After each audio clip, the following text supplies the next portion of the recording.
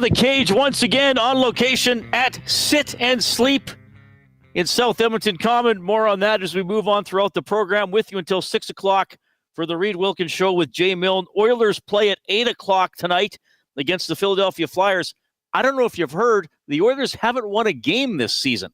We will discuss that. That is topic number one in Edmonton and in oil country. As for the second consecutive season, the Oilers, well, I would say this is more than a stumble out of the gate. This is a flat-out trip and scrape your knees.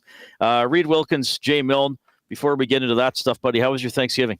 Oh, it was lovely. Yeah, we feasted on a nice ham. Oh, good. Yep, glazed ham.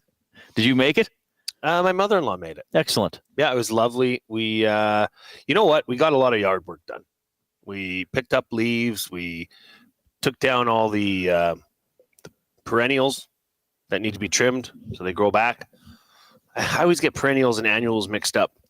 I think it's perennials. I think the perennials keep coming back. Yeah, I think it's right. I think I finally got it right. Because in sports, if you're a perennial contender, that's right. You're good every year. Wow, what a way to tie that all together. Thank you. I appreciate it. So we did that. We had just a beautiful supper. Had our neighbors over for a quick visit. The Jeffersons. You can say that. Had a campfire. Yeah. You know. Oh, good. This was on Sunday. Things. Well, we kind of amalgamated everything in because we did the Saturday, we did the Sunday, and then we carried it into the Monday. Oh, that's amazing. And then Monday we shut her down, and everybody was in bed by about 8:30. Yeah, last night. Yeah. Oh, that's ambitious. Well, there's a lot of work. Yeah. Sounds like you were busy. Did you watch both Oilers games? Yes, I did. As did I, which we will discuss, obviously, probably ad nauseum. But that's the big discussion, isn't it? We're happy to hear from you, by the way. 780-218-9999. How was your Thanksgiving? Is how you text. I'm going to get to that. How you text the EST inbox. You can jump into the nasty chat on YouTube as well. If you are viewing us on YouTube, give us a thumbs up. Dustin Nielsen has promised us each a morsel of leftover Thanksgiving turkey today, if we get to 100 thumbs up on YouTube. So that's pretty. Of course he that is pretty exciting. Mr. Turkey. He is a big turkey, isn't he? All right. He ripped us on the morning show. Eh? What did he say today? That was his Fired Up segment, which we will have tomorrow. That is presented by Gemco Fireplaces and Napoleon.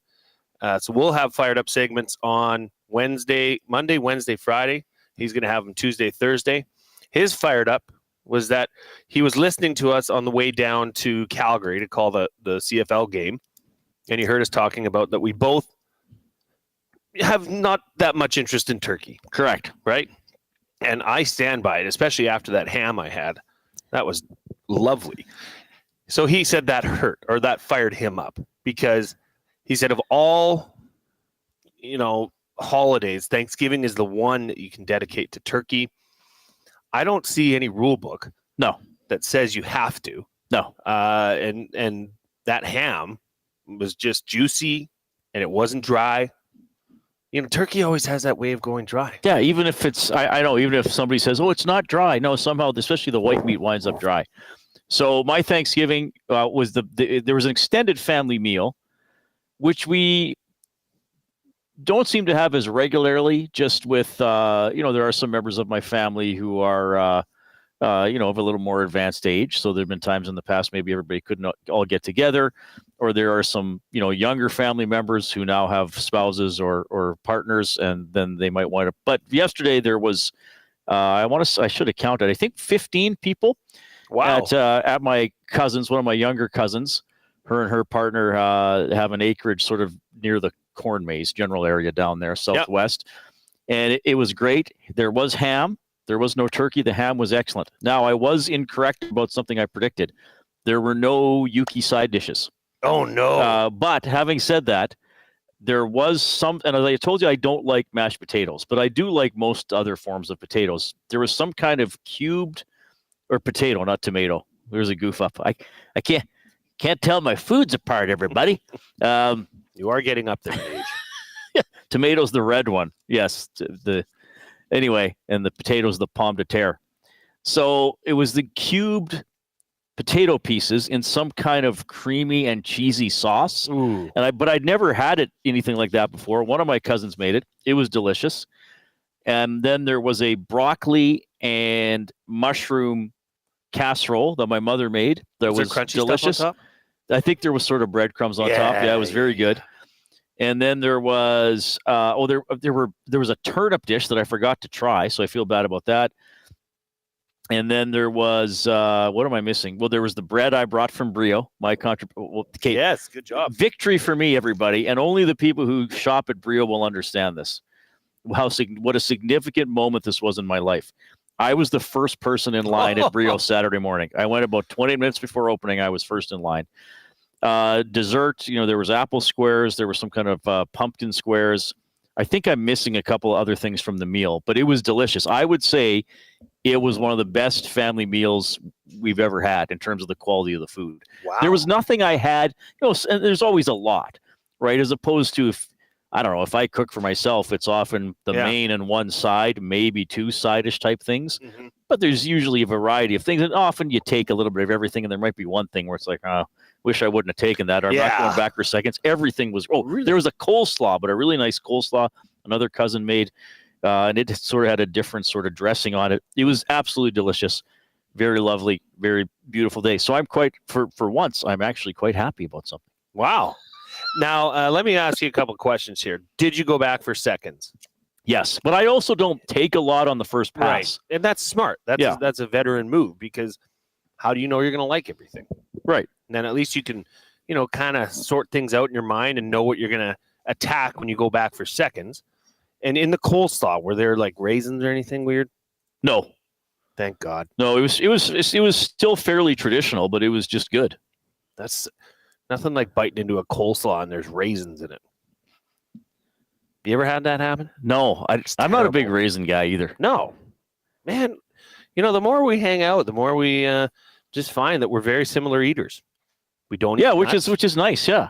It's good. Brett B says preseason game 12 tonight. Timothy says Reid Wilkins doesn't like mashed potatoes, controversy of the year. Timothy, I would say, I know you're having fun, but I would say probably not, because I have talked about that on my previous program. So I think that's kind of out there for a while. All right. But you're not afraid of it. Oh, no, I'm not afraid of them. Like I just don't like them. I just don't like mashed potatoes. You just don't like mashed potatoes. Is it the texture? Yeah, it's more texture, I think, than anything else. I'd sooner have a different form of potato. So you don't like bananas? I don't mind bananas, but I think we were talking about that on Friday. Some people don't like bananas, but more of a texture thing, too. So, anyway. I swear to goodness, half the bananas that we buy in our house are solely for the purpose to go towards banana bread after they over-ripen. Well, that's fine. Banana bread's good. Banana bread's good. So, I'm sure you can tell us about your Thanksgiving as well. We are going to have the off-topic topic in about 5 minutes, which is furniture related, because we're at Sit and Sleep. Well, yeah, look where we are. And look, we do an off-topic topic every day. On my old show, I would do one whenever I felt like it. If I wanted to do one a week, one every day for a week, I would, and then I could go 3 weeks without doing it. Now we got it every day, thanks to William Huff. Yes. So we thank them for that. And as we know, even in how many shows we've done together, like 29 or 30 now? Sometimes they take off. Sometimes it's like, quieter one, or there's other news stuff, so people don't chime in as much. I have a feeling, even with the Oilers in crisis, I have a feeling people are going to chime in on this one, because I brought it up to Matthew. Oh, it spurred. And that sparked, the three of us got into an almost heated discussion. There was almost a pillow fight in here. So we will get to that in about 5 minutes. Jay's going to have crunching the numbers for Gallo LOP, because you haven't even told me what you did, but I love the idea that you had about this year's poor start and last year's. And my top three is going to be my top three Oilers slumps. We'll get to that later on in the show. So, look, I remember last year, of course, as they actually won their third game of the season last year, because remember they went to Nashville and won, and then lost game 4 to Philly. I got to double check the season now. But they started poorly last year. And of course, hosting, not just a nightly talk show at the time, but also doing after games, of what comes up. Well, they're not going to make the playoffs. They're not going to make the playoffs. They're not this. They're not this. And I started saying, I'm going to say it today, look, everybody, I get it. You want them to make the playoffs. There are some concerning things about their play. And you can talk about Ross. I know some people are already on the Fire Knobloch train. I don't know if there are very many, but it certainly comes up. But my goal for this team, I am not thinking about the Stanley Cup final. I am not thinking about getting into the playoffs. I am not thinking about whatever road trip they might have in December. Here is my goal for the Edmonton Oilers. Win a game. Okay? This is what I started saying last year as they eventually, they were 1-5-1 going into the Heritage Classic at Commonwealth Stadium.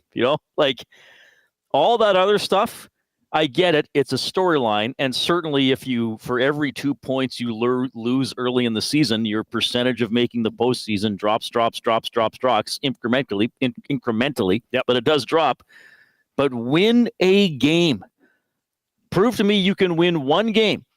Then we'll worry about 2 in a row. And hey, last year they eventually won a game 16 times in a row, which was pretty amazing. And something like crazy like that might happen this year. Who knows?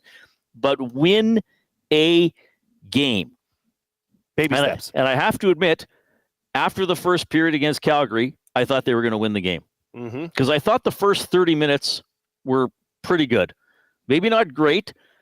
I still feel, at the very least, and this is probably being understating it, but there's a bit of a hitch in their step. It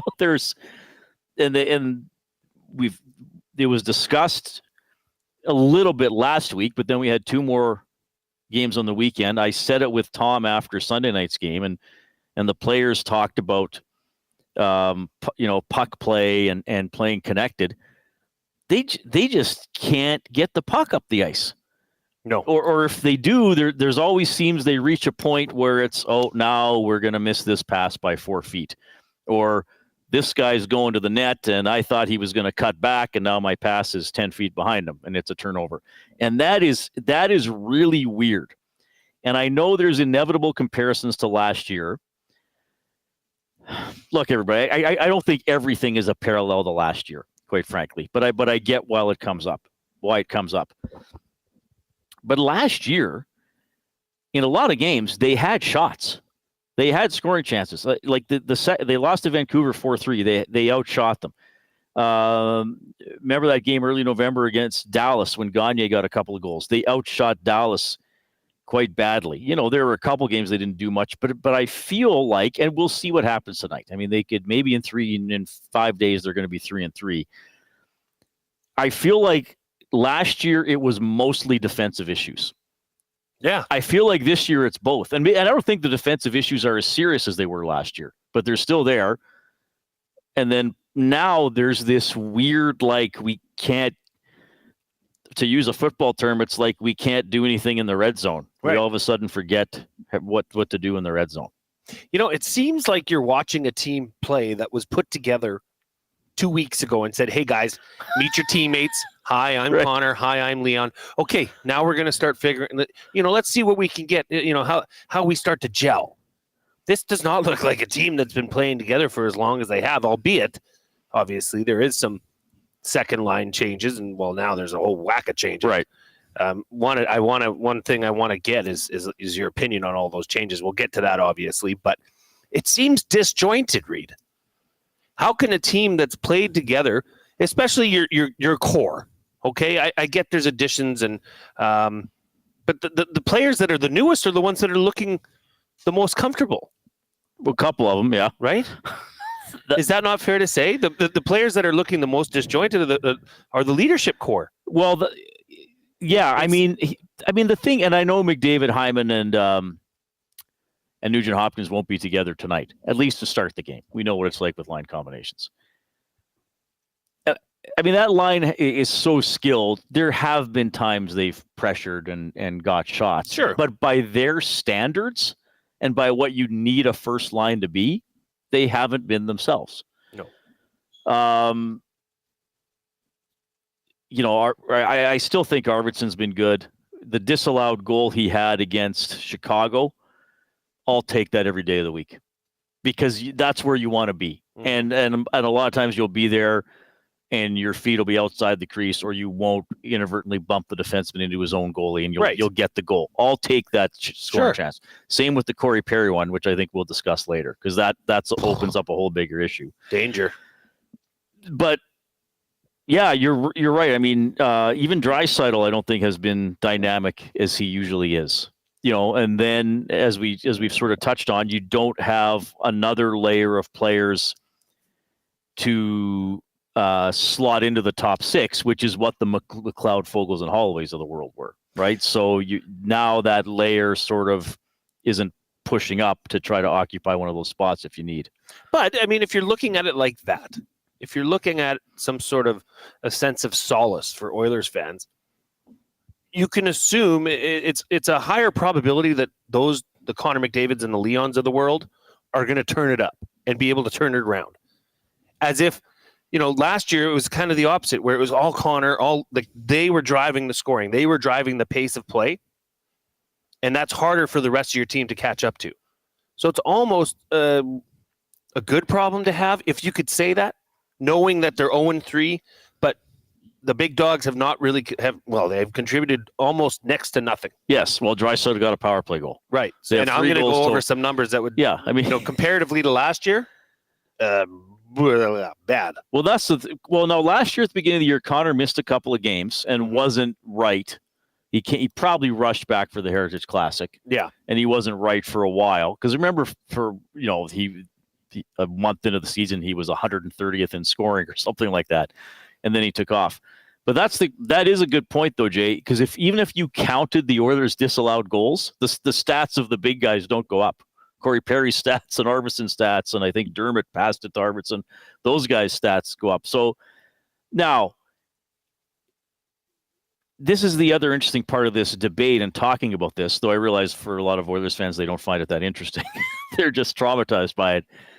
But if this were 3 games in mid-December when the team is 17-8 and then they lose 3 to go to 17-11, I'm not saying the fans in this fan base are comfortable losing 3 in a row, but it's different. Because it's the start of the season, the worry automatically becomes, what if this is the team we have this year? But this was the concern last year, too, when they started out the season subpar. Very subpar. Mm-hmm. And look how that ended up. Not too bad. Now, they did go on a historical run. Yeah. In the middle of that season. Do they have that in them again, or can they just get back to a level of consistency? To be determined. But do you find it odd? Do you find it odd that that the fingers aren't being pointed where maybe they should be most pointed toward the leadership group of this team? No, I think other people are discussing that. I think it's noted that those guys aren't performing that well. Let me then position that against the blame that's going towards a player like Darnell Nurse, who seems to be the scapegoat for any sort of talk about the poor play defensively for this team. Well, I don't think he's played great, but I don't think Bush has played great. Right. I even don't think Ekholm has played that great. So there's your top 3 defensemen that in my mind are all below average, right, or below what their average should be. See, we're going to be different. We're going to be the show that demands better from all the top players. But this is the one thing that I do find a little spooky. Sorry to alarm you, everybody, but Halloween is coming up. Last year, the Oilers recovered from a poor start, and they had a 16-game winning streak. And they still didn't finish first in their division. True enough. Now, they comfortably made the playoffs at the end of the year. But that is the worrisome thing, that if you fall too much into a hole, you just have to do so much to get back in it. So I just got to double. So the Oilers last year had 104 points. I just got to bring up the whole standings from last year to get what the playoff cut line was. Because here it is. So Nashville. Okay, so Nashville and Vegas were the 2 wildcard teams with 98 and 99. So if the Oilers had finished with 97, well, no, I guess they still would have been a wildcard team. But let's say if the Oilers had gone 10-6 during that 16-game stretch, which is decent, that's 12 fewer points. That's 92 points. They would have been, competing. They would have been down there with St. Louis, who missed the playoffs. So that's still I know it appears they comfortably made the playoffs, but they could have played decent hockey and still not overcome that poor start. So that's the concern for me. I think they will play better. I think they're going to play a lot better. There's too much talent for them to never score like they virtually are doing right now. But again, if you go 0-4, 0-5, 1-5-1 or whatever, it's then you're just climbing the entire season as opposed to having points in the bank right now. Yeah, and lots of comments coming in. We'll keep breaking this down. We'll keep analyzing this. But I'll throw one out there right now. Uncle Jesse says they don't need to win yet, which is the only time that they won last year. It's frustrating. That's a good point. But no urgency in the game equals no urgency in the players. I think that's an excellent point. Well, how do you then, as the head coach, how do you demand that desire, right? I mean, you can say they're pro athletes all you want, but I mean, they've laid 3 eggs in a row. Bad hockey. Disjointed. Well, and we're going to get to some audio today from practice. And Matthias Ekholm was asked today, I can't remember who asked it might have been Ryan. Do you guys need to be cornered until you play your best hockey? Yeah. And Ekholm kind of didn't agree with that, but as usual, he gave a pretty thoughtful answer. But I understand why that sentiment is out there with fans and media. Our buddy Jay Onright texted me during Sunday's game, and he's like, "Boy, the Oilers sure don't want to do it the easy way, do they?" No. And there have been years in the McDavid drive. I mean, I think twice under Tippett they started 5-0.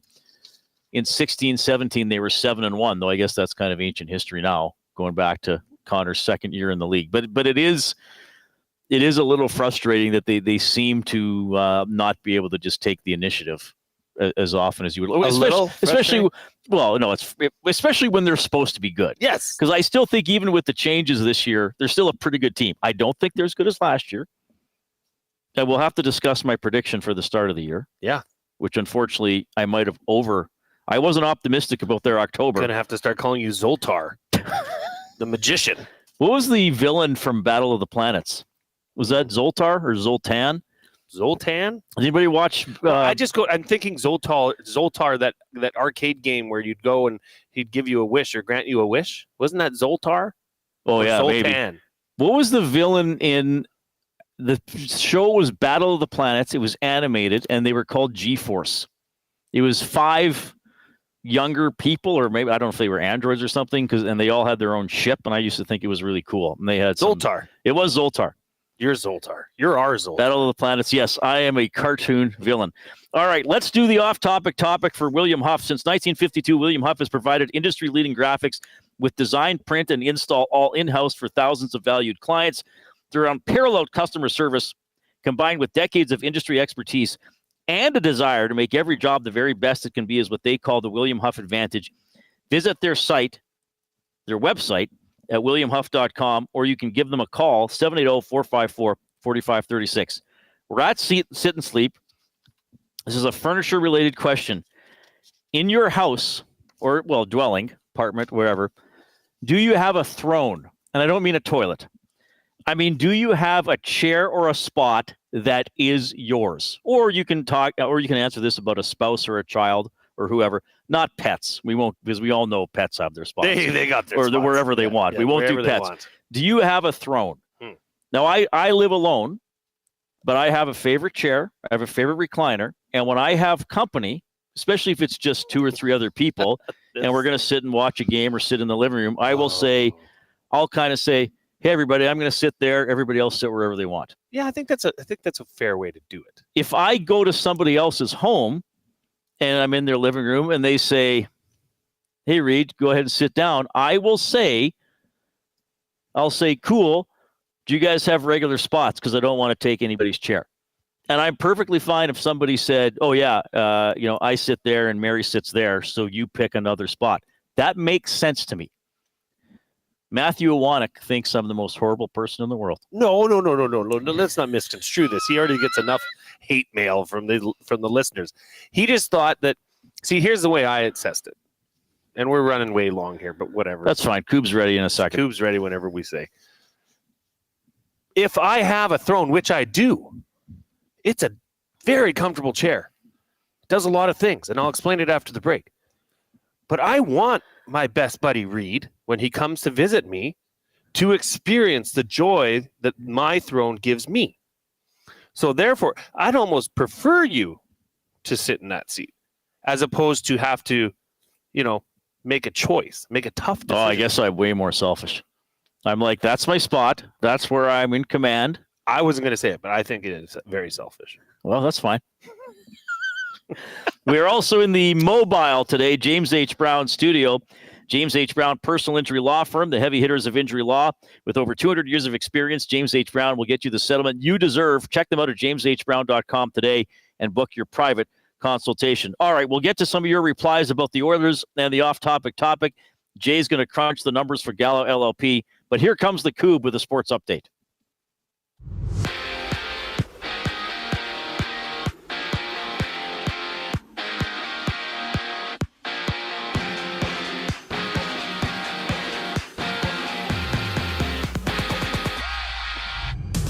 Matvei Michkov and the Flyers take on the Edmonton Oilers. Tune into the GCL Diesel Oil Stream pregame show with Tom Gazzola and Hernan Salas at 7 right here and only here on Edmonton Sports Talk.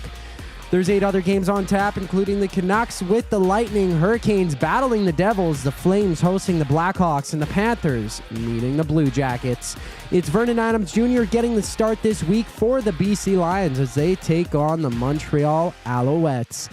Tom Brady has now been approved to become a minority owner of the Las Vegas Raiders after agreeing to become a partner 17 months ago. With the agreement, Brady becomes a 5% stakeholder in the franchise. Elsewhere, Aiden Hutchinson and Kyle Pecco hit the injury reserve for the Lions, while Chuck Clark of the Jets and R.T. Burns from the Seahawks also moved to IR. Big move has the Buffalo Bills receiving Amari Cooper in a 2025 6th-round pick from the Browns in exchange for a 2025 3rd-rounder and a 2026 7th-round pick. Cooper has 2 touchdowns on 24 receptions for 250 total yards this season.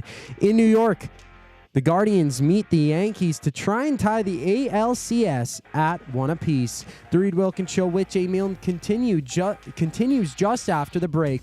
I'm Zachary Kubish, and you're up to date. Ready for an unforgettable sports experience? It's the EST Flyaway to LA. Presented by the 780.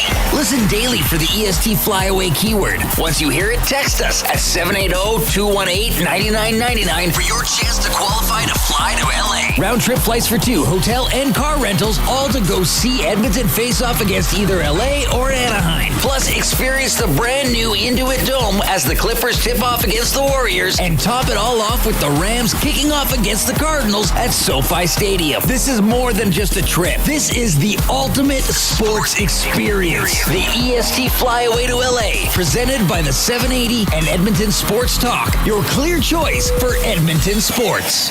Fuge Sausages makes their meat with nothing but the best local ingredients. From chicken, beef, and pork, their gluten-free sausages are packed with flavor. Every single bite. Get a 10% discount when mentioning Edmonton Sports Talk in-store or use the code EST when shopping online at fugesausages.ca. Plus, you get free delivery on orders of $100 or more. Find them at 6736 99th Street. Fuge Sausages. You can't beat our meat. Hey Edmonton, ready to take advantage of lower rates and better pricing? South Fort Chevrolet in Fort Saskatchewan has you covered. From rugged trucks to sleek SUVs. And with over 40 years in business, you can trust that you're getting the best deal on your new ride. As the proud title sponsor of the Nielsen Show, EST listeners can drive a little to save a lot with South Fort Chevrolet's transparent pricing and down-to-earth sales team. Visit us today in Fort Saskatchewan or online at southfortchev.com. Don't feel like working? Join the Hangout. You never know what you might hear. Weekday mornings 9 to 11 on EdmontonSportsTalk.com.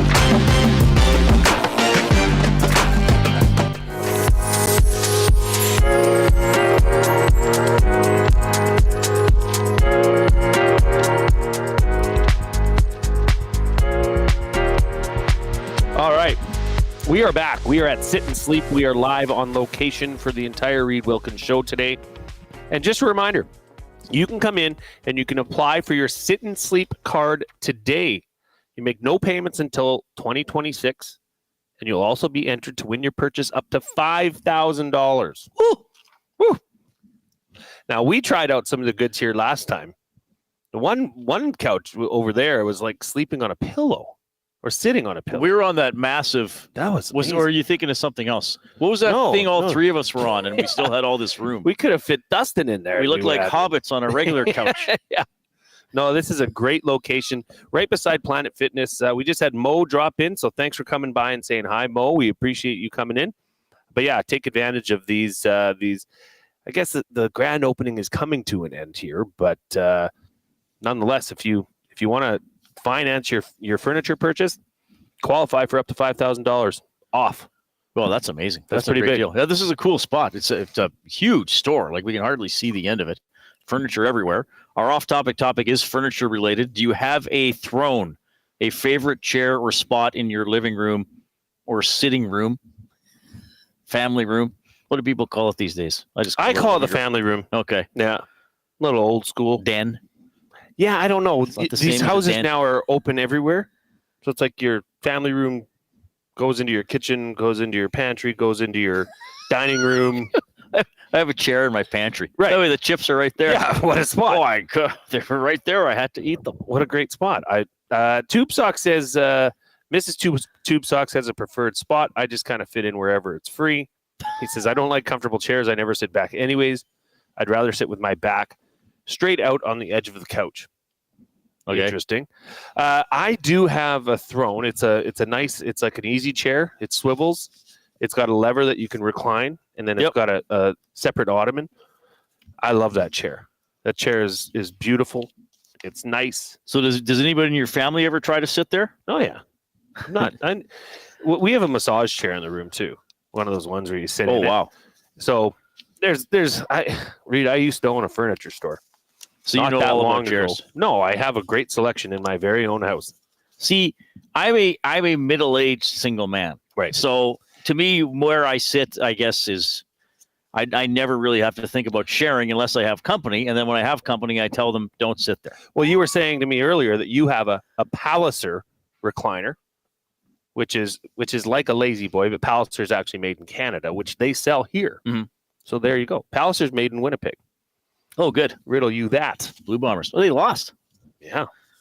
Oh, Friday. We should talk about that. Friday night. I saw the Tutu movie. Yeah. Yes. We can do that. Yes, we can do that now. And then we can bump back maybe Crunch. Sure. So the Jordan Tutu story. And we had Jordan on the show on Friday. Yeah. And we had producer Adam Scorgi on, I think, 1 week ago today. Yep. It was shown in Fort Hall. So they cordoned off most of Fort Hall. And I don't know how many chairs were there, probably at least 500. So there were a few hundred people there. It wasn't quite packed, but I mean, they had a lot of chairs out. And then it was shown on one of the big screens they have in Fort Hall. Oh, wow. Up the one that's kind of just to the right of the box office. Yes. And it's really good. It's really good. There's some really emotional family stuff. Like that was, oh man, like with his mom especially. And then there was a lot of information and reflection on Terrence's death that I didn't know or had forgotten. Terrence, part of the story, his brother who took his own life, but just the circumstances of that night and the way the police was involved, there should have been involved more in his billets and some of the things like that. That was very honest, very revealing, and very, again, as we talked about last week, so uncomfortable, but in a way that I think a film like that should present, things that are uncomfortable or challenging or controversial, whatever you want to call it. So it was very good. Jordan was there. There was a bit of a Q&A after. And it was very, very good, very, very well done, and a lot of stuff in his hometown of Rankin Inlet, and they're pretty honest too about his struggles with alcohol. Like, I'll just say one of the things, like he said, when you go back to Rankin Inlet in the summer, he was like, I'd get off the plane and it was basically constant drinking until 2 weeks before the preseason when I went to training camp. Really? Yeah. So pretty honest with stuff like that. Yeah. And his recovery and some of the things he's gone through. So yeah, it was a very good movie. I'm glad I saw it. And thanks to Adam for. So where do those Scorgie documentaries usually come out? He's got some. I don't know where Apple? they all are. I think he had a list. Yeah, he's put it out there. I think Prime's had a couple. I think Netflix has had a couple. Not Showtime. What's the saying like the Super Channel. Super Channel. Netflix had Ice Guardians. iTunes had there's a few on iTunes. So I think it's just a matter of the demand for it and to see where it gets released. Yeah, and how perhaps not mainstream, but some people might be more. Well, I mean, you put out something on. We did the Dolph Lundgren one that might have a more global appeal than maybe maybe Tutu will have more of a Canadian or NHL city appeal. But but it was really good, and it was awesome that Jordan was there, and I'm glad I got to see it. And it's well done. I mean, I don't want to give away too much. I know people are interested. No, that's fine. It's very, very, very well done. So I was glad I saw it. So that was that on Friday. All right. We will do Crunch the Numbers. Jay has done an outstanding job looking into the Oilers' woes. We'll go back to the Cube at the Edmonton Sports Talk Global Headquarters. He has a sports update for Sit and Sleep.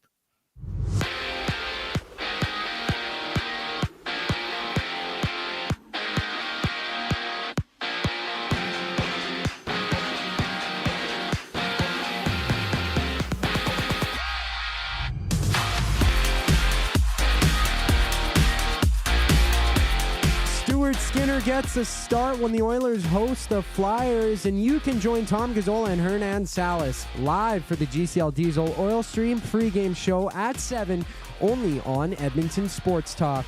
Other games see the Golden Knights and Caps, the Kraken meeting the Preds, the Stars hosting the Sharks, and the Wild with the Blues. As per Farhan Lalji, Vernon Adams Jr. gets a start for the BC Lions this week against the CFL leading Montreal Alouettes, and Tom Brady officially becomes a 5% owner of the Las Vegas Raiders after waiting 17 months for approval on an agreement made back in May of 2023. In the NFL, Aiden Hutchinson and Kyle Pecco hit the injury reserve for the Lions, and it was Amari Cooper, being sent off to the Buffalo Bills in exchange for a 2025 third-rounder and a 7th-round pick in 2026. The Bills also receive a 6th-round pick for next year. It's Yankees-Guardians in Game 2 of the MLB Championship Series, with the Guardians looking to tie the series at 1-1.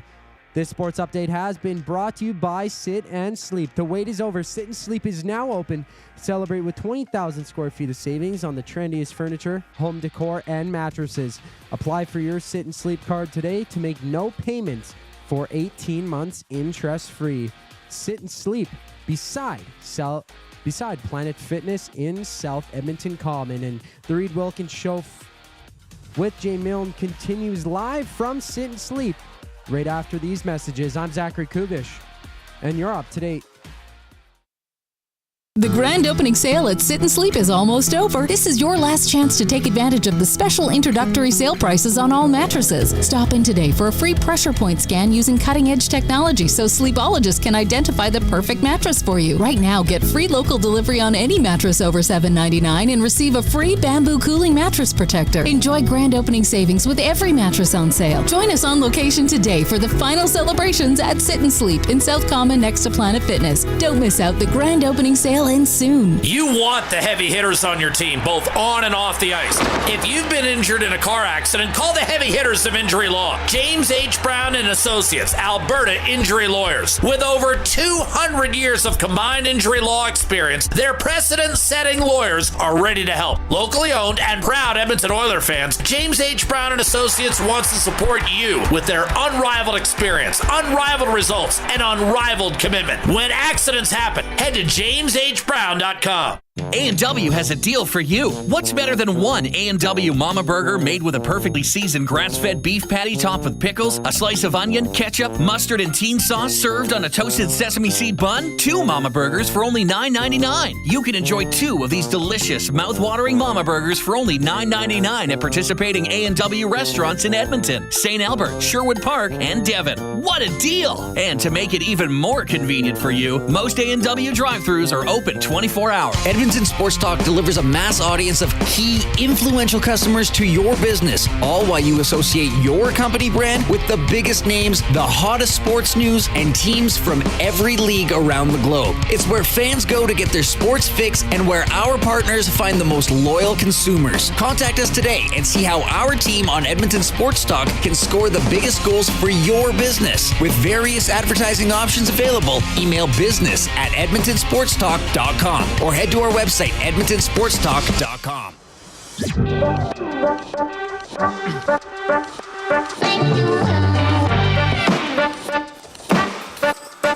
All right. Sunday night, my buddy went to see Sebastian Bach, former lead singer of Skid Row. Said he did all the Skid Row classics. Fun. 18 in life, baby. 18 in life. So here's something we're doing every Oilers game day on a weekday. We're doing the mystery athlete of the game for Hudson's, Canada's Pub. You're invited down on Wing Wednesday for 49-cent wings and $6 house draft. They got their new Blueberry Blonde Ale. Book your reservation now. Hudson's, CanadasPub.com. And was it $25 to Hudson's they get for whoever wins? Whoever gets this gets so $25. It's on the text line, right? So don't guess in the nasty chat. 780-218-9999. And I have a series of 5 clues that we'll give throughout the show. Now, if somebody gets the right answer before clue 5, then you win. I don't know if anybody will. But here is clue number 1, okay? Okay. Former teammate of Adam Ernie. Remember Adam Ernie? Sure Played do. a few games for the Oilers last year. So that is clue number 1 for our mystery athlete of the game, former teammate of Adam Ernie. We don't give out any other information. That's it. We are sworn to secrecy. About the sport, the era, the other team affiliations of the player. I mean, some might come up in the hints.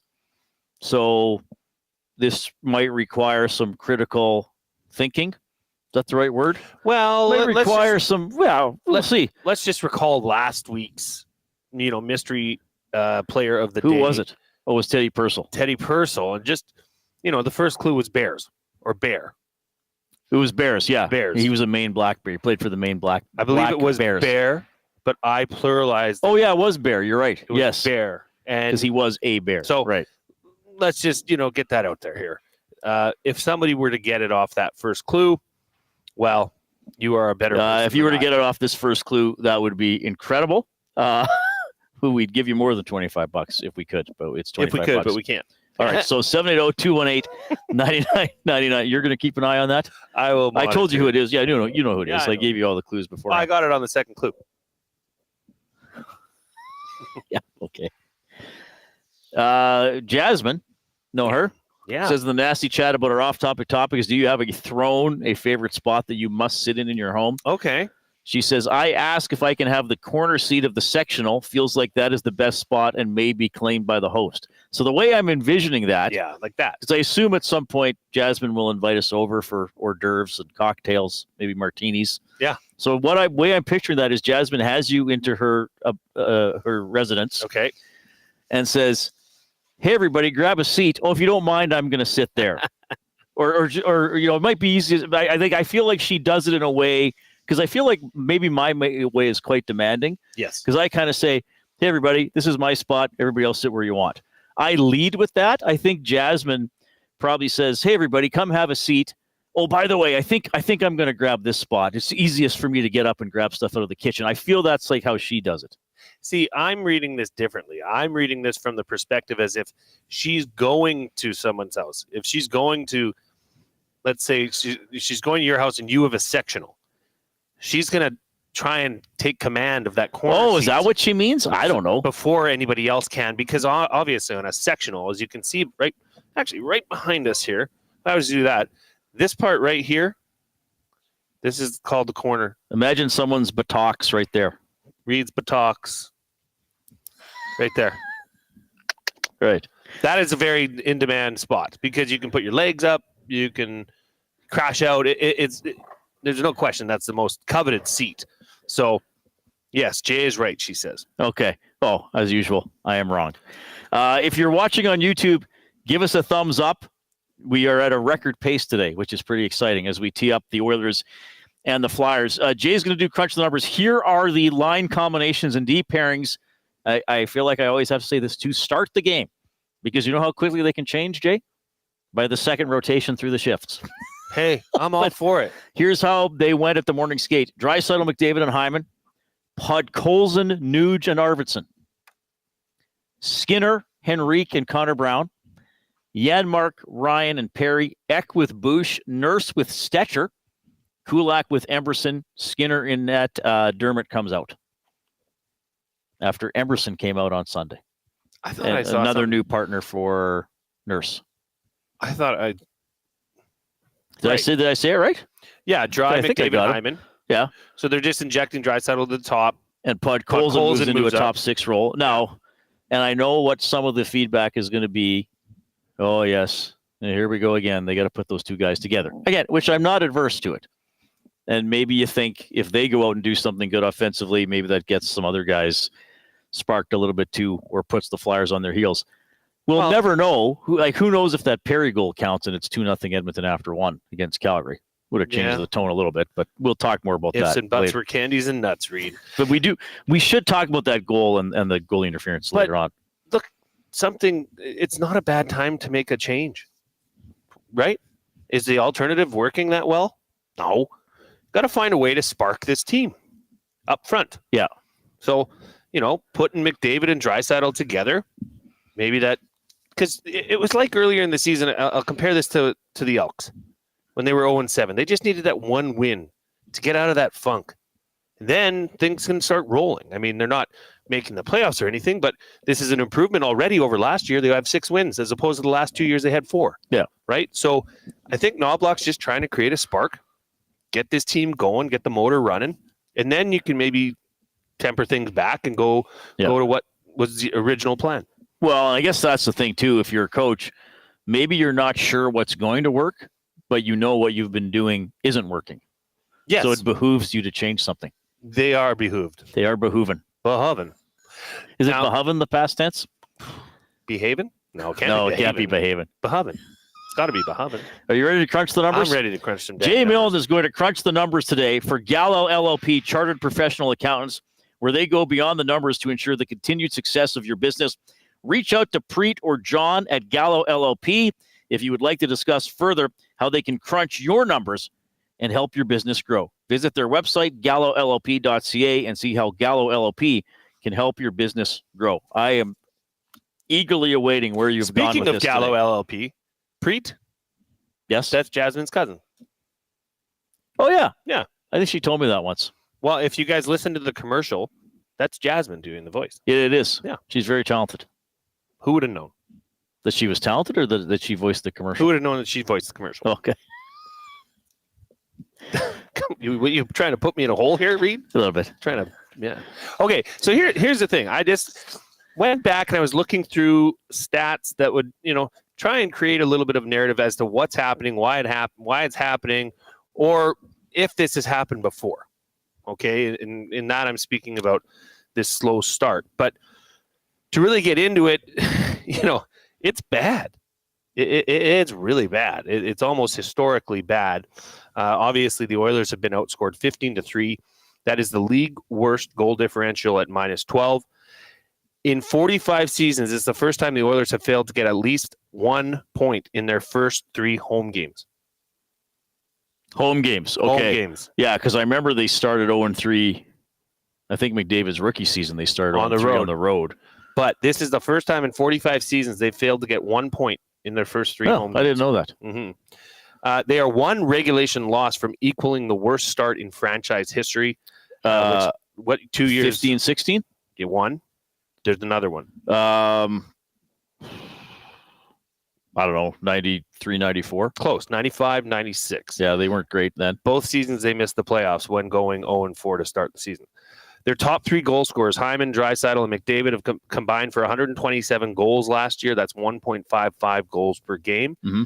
That trio has scored just once this year. That is 0.33 goals per game. So much, much less. Now, that's a small sample size. I get it. But it still tells a little bit of a story here. But again, some of it too is chances. Right. Like, is Hyman getting a ton of chances? Doesn't appear that, Has right? he been, camped out in the crease, hacking at rebounds, or he backhands one just wide, or makes the goalie make a great save? I saw a replay last night from last season of a classic Hyman goal where he's got his stick tucked right up against his skate, and Connor just whips one to the far post, and it goes off his stick. Yeah. It's against his, and in. Haven't seen anything remotely close to that, right? No, yeah, the offense is well, who scored a Hyman-like goal wasn't it Mantha that got the backhand? Right. With Hyman not quite checking him as well as he parked should. right there. Yeah. Obviously, the PK has been an issue. 44%, 1 for 6 in the first 2 games. They've given up more power play goals in the first 2 games this year than during the entire 2024 playoffs. That is, I did hear that. I did know that. That is amazingly bad. That's hard to believe. That was 25 games, Reid. Yeah. 2 games. Right? So Oilers have had as many goals called back as they've scored in 3. Last season, Edmonton went 2-5-1 in October. They are 0-5-1 in October, the last 2 seasons at Rogers Place. Because last year, they got a win in Nashville, and then they got a win at Commonwealth Stadium in October. Neither of those games were at Rogers. That's right. They lost to Vancouver at home. They lost to Winnipeg in overtime, and they were shut out by the Rangers, and then they won at Commonwealth Stadium. They have not won a home game at Rogers Place in the last 2 seasons in the month of October. That is crazy. And then they lost 2 more home games in November before they finally won one at Rogers Place against the Islanders. Now, that being said, with their PK, well, the Flyers are 2 for 8 on their power play this year, so hopefully they can get that moving in the right direction against a weaker power play. But here's something that might, calm some people down, okay? Went back and I looked at the Stanley Cup final runners-up for the last 3 seasons. Okay, so that's this year's Oilers. Well, this year's Oilers we know enough about. Panthers. Last year was Panthers. Who was Lightning the year before Tampa that? Bay, Montreal. And Montreal. So this is looking at the runner-up the very next year, how they started. Now, Florida, we know they went and started. They started 0-3. Okay? They went on to win the Stanley Cup. Florida started 0-3 last year? Tampa Bay, 2-3. Sorry, they started 0-2. They went 2-3 in their first 5. Not great. Okay. Tampa Bay Lightning, they started 1-3 the year after they went to the Stanley Cup Finals. Montreal Canadiens, the year Tampa Bay won, started 1-7 the year after their Stanley Cup final appearance. To be honest, the team that went to the final wasn't that good. Right. But they put it together at the right time of year. So, a little bit of a theme here of a Stanley Cup final hangover, which I know Lars mentioned earlier in the nasty chat. But just, I think this team's going to turn it around. Sooner than later would be preferred, but it's not. This has happened before. I only went back 3 years, and then one team really blew that out of proportion. Mm-hmm. But you're playing deep into the summer. You're not having as much time off.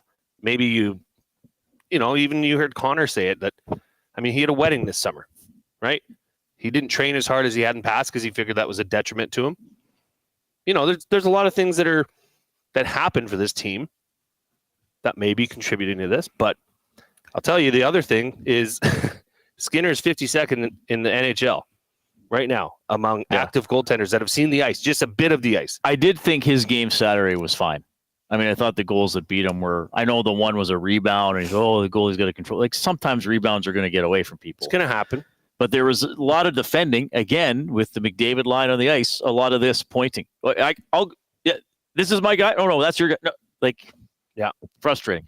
Coyote Steve in the nasty chat on YouTube says, lost 5 pieces from last year's team. loss of speed and PK guys. This team is at best a fourth place in the division. Well, what did I said that I thought Vegas was actually going to finish first in the regular season. I do think Vegas, Vancouver, and Edmonton will still be the top three. Yeah. I know they're looking very good. I still think big picture, the Flames will have some challenges. And I think we saw their decor is, I still think it's okay. I don't think it's great. Who else do we have? Anaheim, San Jose. I guess Seattle's kind of a we'll see, but I don't see them making the playoffs either. But, I think fair comment from Steve. They certainly lost speed and PK. Big Brain Jay says this roster is not making the final this year. Well, again, Big Brain Jay, win a game before we worry about the final. Baby steps. I know what you're saying, Big Brain Jay. Yeah. And by the way, neither one of us picked the Oilers to be in the final. What did I say about their October? Okay, I can't remember exactly. I said that they would have 4 or 5 wins. 4 wins, I think. 4 and. I think I said they'd win 4 or 5 games. I didn't do every. Because there's 11 overtime. games in yes, there's 11. October, so 4 and 7, or no, 4, 6 and 1, or something like that. You did have an overtime. Did I give a record? I think I said 5 wins max in October. I have that, Reid. I don't know if I gave a record. I thought I just said 4 or 5. No, wins. because I specifically kept they're right here. But there was, even though it was the preseason, I wasn't. I didn't keep that. I just did the overall. Well, you even asked me to go through each game individually. I did have wins over Calgary and Chicago. I remember on the homestand I had loss, win, loss. Yes. Instead, it's been loss. Now it's going to have to come in a much different fashion. It'll be a different format. Worse. It could be worse. Or do you think they're going to snap out of this funk? I get the sense you don't think that they are going to snap out of this funk, and I want to know why. I'll get to that. Okay. After 4 o'clock, we got to take a break. We got to do a sports update. I still have my top 3. Tom Gazzola is going to hop on along with Jay Milne. I'm Reid Wilkins at Sit and Sleep, Edmonton Sports Talk, your clear choice for Edmonton sports. Get to know the winners, props, plays, parlays, and more with Nielsen and Hustler. Weekday mornings at 11 on The Lock Shop. Only on EdmontonSportsTalk.com. Conveniently located 10 minutes west of St. Albert, Wheeler's RV Storage will provide you with safe, secure storage for your RV, boat, or whatever you need to store. Open 7 days a week with gated keypad access and extra large stalls. Now is the time to take advantage of their limited time offer. Buy 6 months and get 1 month free. Now's the time to go to WheelersRVStorage.com. That's Wheeler's RV Storage. Safe, secure storage. Visit them today at WheelersRVStorage.com. Celebrating 70 years in the signage industry, William Huff Advertising is the most recognized name in the game. An in-house, one-stop shop for all of your design, print, and installation needs. William Huff provides quality graphic solutions for everyone. Here in our City of Champions and throughout the nation, they are the preferred signage partner entrusted by many of the biggest corporations, pro sports teams, and organizations to bring their identity to life. Recognize the name, get in the game. WilliamHuff.com. GCL Diesel has been serving oil country since 1972. From diesel cars to SUVs to pickups. From farm tractors to school buses to a big rig. From diesel generators to forklifts, GCL can test, troubleshoot, and repair all diesel fuel system components. Whether it's injectors, pumps, turbos, filters, or additive, GCL has the parts you need to keep your diesel running the way it should. For genuine diesel parts at wholesale prices, visit GCL Diesel in the West End or online at GCLDiesel.com. GCL Diesel. Diesel understood. Wake up with the Nielsen Show with Dustin Nielsen and Lieutenant Eric. Weekday mornings 6 to 9 on EdmontonSportsTalk.com.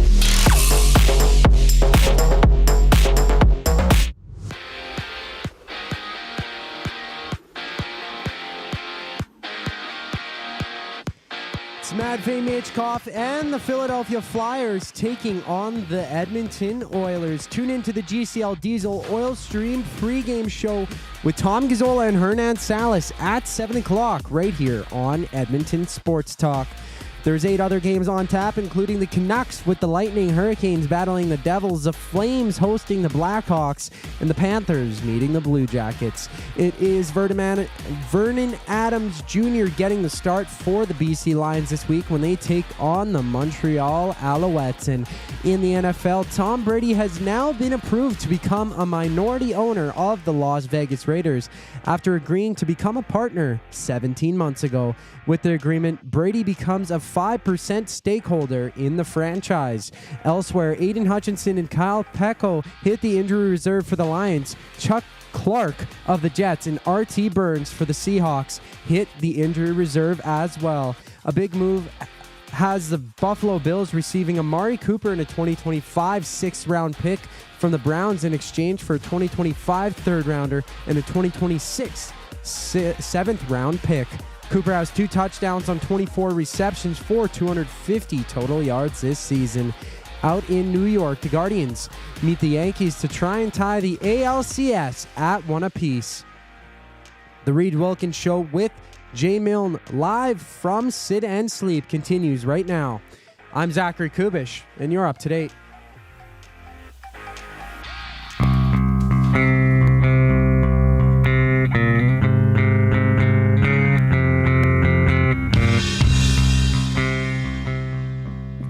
We are back here at Sit and Sleep where they are asking you to apply for your Sit and Sleep card today and make no payments until 2026. You'll also be entered to win your purchase up to $5,000. On the Sit side, explore their beautiful large showroom, which you can see here, and it is filled to the brim. It is lovely in here, right, Reid? Well, and you can see about 3% of the showroom. Yeah, it's massive. It's massive. It's big, and they specialize in Canadian-made furniture. Okay, so you're not getting things that are coming from overseas. You are having custom Canadian-made furniture, and custom. I was talking to Sonny, the owner. Custom means 3 to 4 weeks. It doesn't mean 3 to 4 months. So they can really make it happen here. Come down and check out Sit and Sleep. It's in South Edmonton Common, right beside Planet Fitness, where Reid and I are going to go and get a sweat on after this. I'm going to bench press 500 pounds. Yeah. So what I'm going to do is I'm going to bench press 2 pounds 250 times in a row. And that would tire me out, actually. That would be hard. That'd be almost impossible. I went and saw Crazy Brian today. Where? Brian from Hell, my trainer. Oh, it's Tuesday today. Yeah, of course. Are you okay? Yeah, I told him I'm going to make fun of him all day on the show. What did he say to that? Give me 10 more. He's a drill sergeant. He is. He's hardcore. He's Sergeant Hartman from Full Metal Jacket. Yeah. Well, email me, email only. Okay. Your favorite Sergeant Hartman line from Full Metal Jacket. Because it'll include words that we shouldn't have on the text line or in the nasty chat. Read at edmontonsportstalk.com. Email me your favorite Sergeant Hartman line from Full Metal Jacket. I got to get into the nasty chat, the afternoon inbox here, the EST inbox. Scott from Wainwright. He says he's coming in from out of town right now, looking to have a pregame donaire on White, and there are 3 that he's listing together. So these are the 3, Reid. I'm gonna throw my name, vote behind primetime donaire. Okay, I've only had like 2 or 3 donaires in my life. I'm sorry. Okay, then do not take Reid's advice. No, primetime you can get special sauces mixed into your meat, and they do a really good job of grilling it. So primetime would be my vote. Andrew, in the EST inbox. This team for the last 5 years has been a second half team. It's 3 games into the season and people are in freak out mode. Classic Oilers fans. Yeah, well, I don't think you're wrong. And Andrew said, you guys went game by game and Reid made guesses, but he didn't say which guesses. But I know you said like 4 and 7. I said they would win 4 or 5 games in October. And we did go game by game. I can't remember but I remember on the homestand, I went loss, win, loss. I had them losing to the Flyers after sweeping the weekend. Which did not happen. Lo and behold, that didn't happen. Reid, we have to get to our clue number 2 for the mystery athlete of the game. Athlete of the game. For Hudson's, Canada's Pub, we're going to give away a $25 GC. The second clue is simply Flyers. So the first clue was former Adam Ernie teammate. The second clue is simply Flyers. 780-218-9999. This is text only to win. And nobody's won yet, obviously. You would have noticed. Did anybody even try any guesses? Oh, yeah. After just the first clue? Really? And we haven't had any, remember last week we had some, everybody was saying this name, and we had to say, okay, it's not Derek Ryan. We won't do that yet. We don't need to, because I haven't seen one reoccurring guess. Oh, okay. Quite the opposite, actually. Okay. This was a fun. I think I came up with this one during Saturday's game. Okay, I'm going to post these in the nasty chat. So clue 1. But don't put your guesses in the nasty chat. No, they are not valid. Former Adam Ernie teammate. Remember, Ernie is E-R-N-E. E-R-N-E. Yeah. Reid, I'm a grammar pig like you. A grammar swine. I didn't know that was a thing. That was a type of swine. People love us. We're great in social settings. Swinologists. All right, and then the second clue is just flyers. Okay. Just flyers. Just flyers, baby. Okay. Yeah. So, people are excited about this. Hot take. This comes in from JMK in the nasty chat, and then I want to get to what we left on the break. Hot take: the Oilers won't make it this year. They'll get they'll get a goalie for next year and define the defense a little better. Get rid of the Nurse contract and get more depth and be a well-rounded team. Okay. I mean, I don't know how they get rid of the Nurse contract. I don't know how. Yeah, doesn't he have I think it's a full no move for a few years. I'm just double checking. Where is it now? Current contract. Yeah. Anyway, that's tough. Okay, so Reid, you Zoltard the sounds like I'm calling you a bad name. You Zoltard the first month of October. And you're accurate. Well, we'll prediction. see. Yeah, we'll see. You're directionally correct. I thought there'd be stumbles early. You're directionally correct at this point, right? Right. Now, in order for you to get, to what your prediction was, which I believe was 4-7, you might have had 4-6-1, but I think I just said wins. I don't think I did overtime or shootout losses. Now, are you still thinking they? People, I like doing funny things for the people on YouTube. Do you think that they can come out of this? Do you think they can break out of this, or do you think it's going to be worse than your prediction? And why? Well, no, I think they're going to break out of it. In October? Not entirely. Okay. What's missing? Okay, well, here's what I thought. And it all kind of bundles together. I thought Look, I'm the first one to act disinterested in the preseason. Actually, no, that's not true. You were even less interested in way less. And a lot of fans were telling me, like, well, why do you even watch the games? I was like, well, it's part of my job. Yep. But I wanted some sort of a flex in the preseason. And I know, I know they had the one comeback win, I think, against the Kraken, where I think they got the 5 goals. Like this kind of flex. Yeah, where they kind of showed everybody, and maybe most importantly, each other, hey, we're ready. Right. Maybe we only did it for 40 minutes in that one game, but we're ready. We know it's there. Okay, it's there. I didn't really see that in the preseason, and that just made me a little bit doubtful, even though the games didn't count and they're coming off Game 7 and all that kind of stuff. I was still hoping in maybe one of the final 3 preseason games, and maybe their best preseason game in which they had almost all their players was the 6-2 loss in Seattle, where really Olivier Rodrigue couldn't make a save. Like, we made one save in the second period, remember? I mean, they actually didn't play that bad that game, to be fair.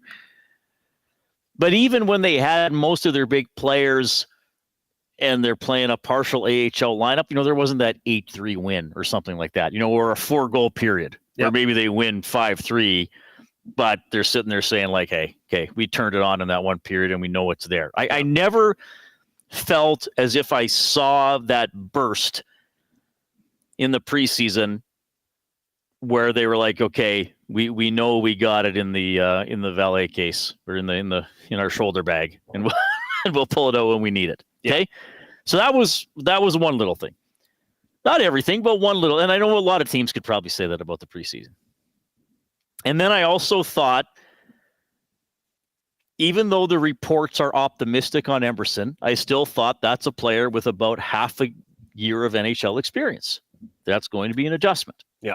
Regardless of who he plays with.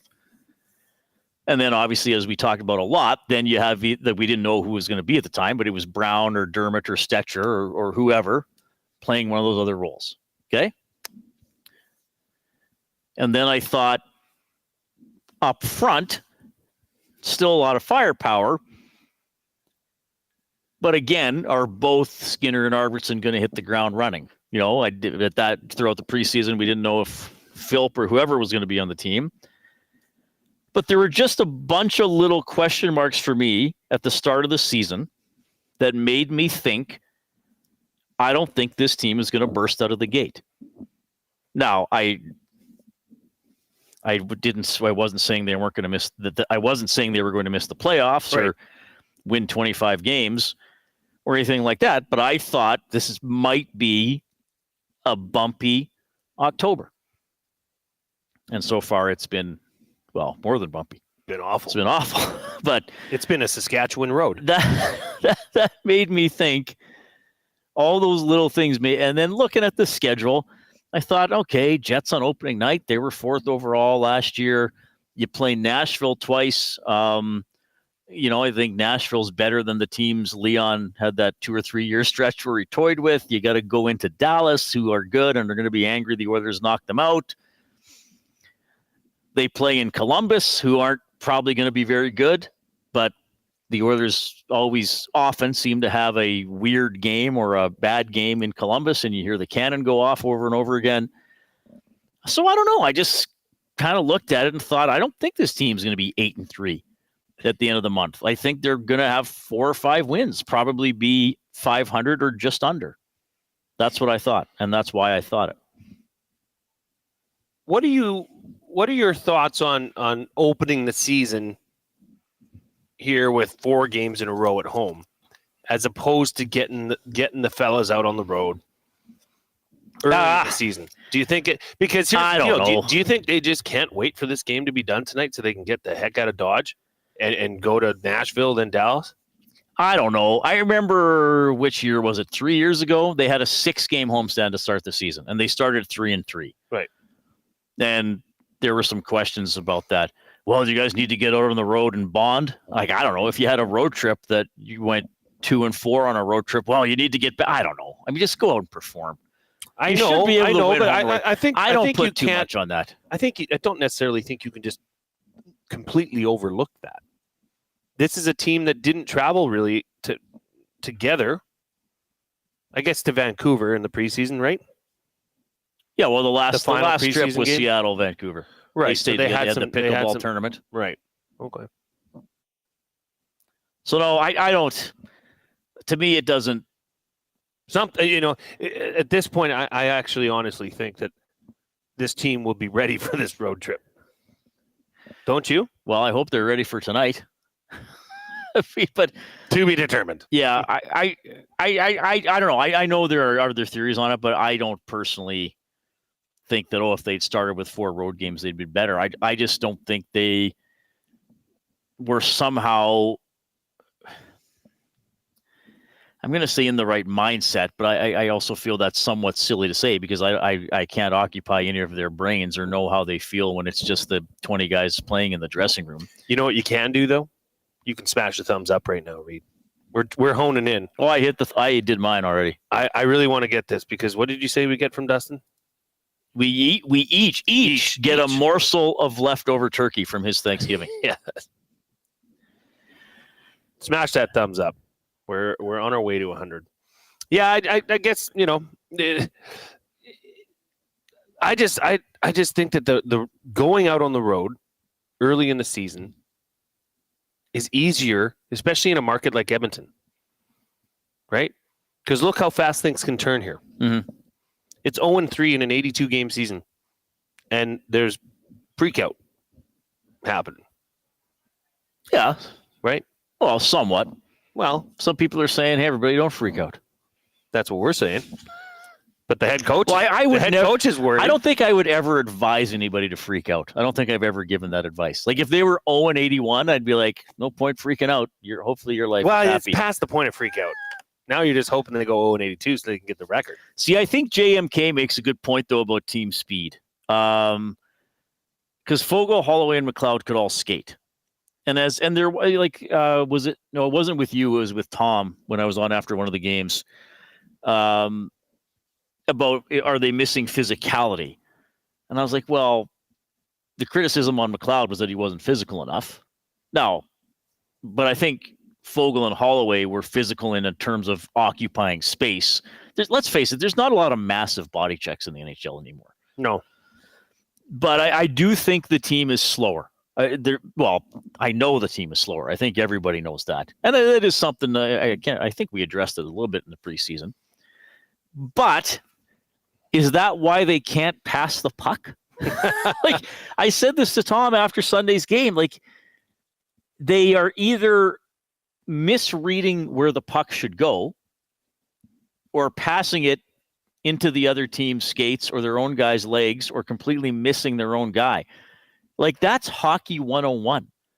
Like, and I said this, and I don't mean that the kids in the brick tournament could beat an NHL team, but I've gone and watched the brick tournament. They all know where the play should go, right? Mm-hmm. Like even by the age 10, the high-end players, and not a lot, but several players from any brick tournament wind up in the NHL.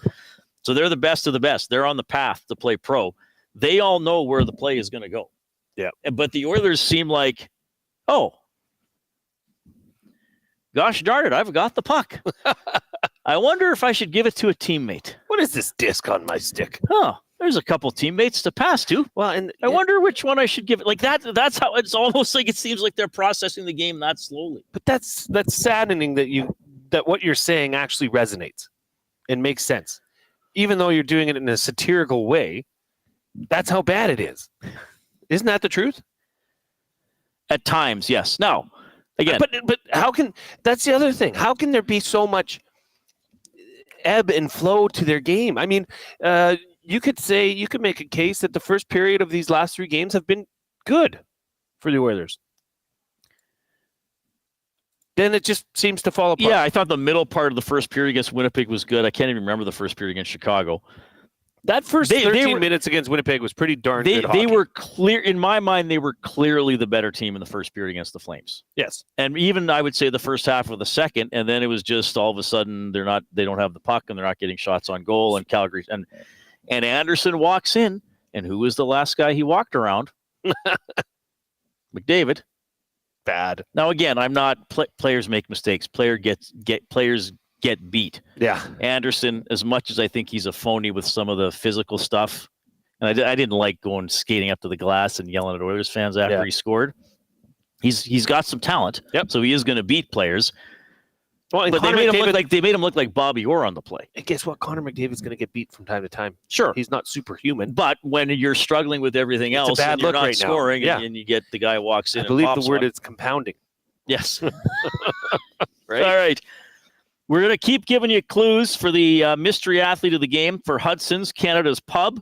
We are going to get to my top 3. It sounds like a negative topic, but there's actually a very positive spin to it once we get into it. So people will see what I mean there. We'll have some clips from practice. The wonderful Tom Gazzola will check in.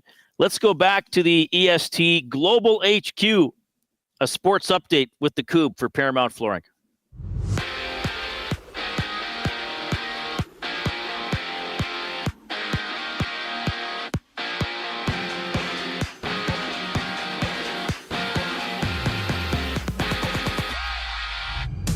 Stuart Skinner gets a start when the Oilers host Matvei Michkov and the Philadelphia Flyers.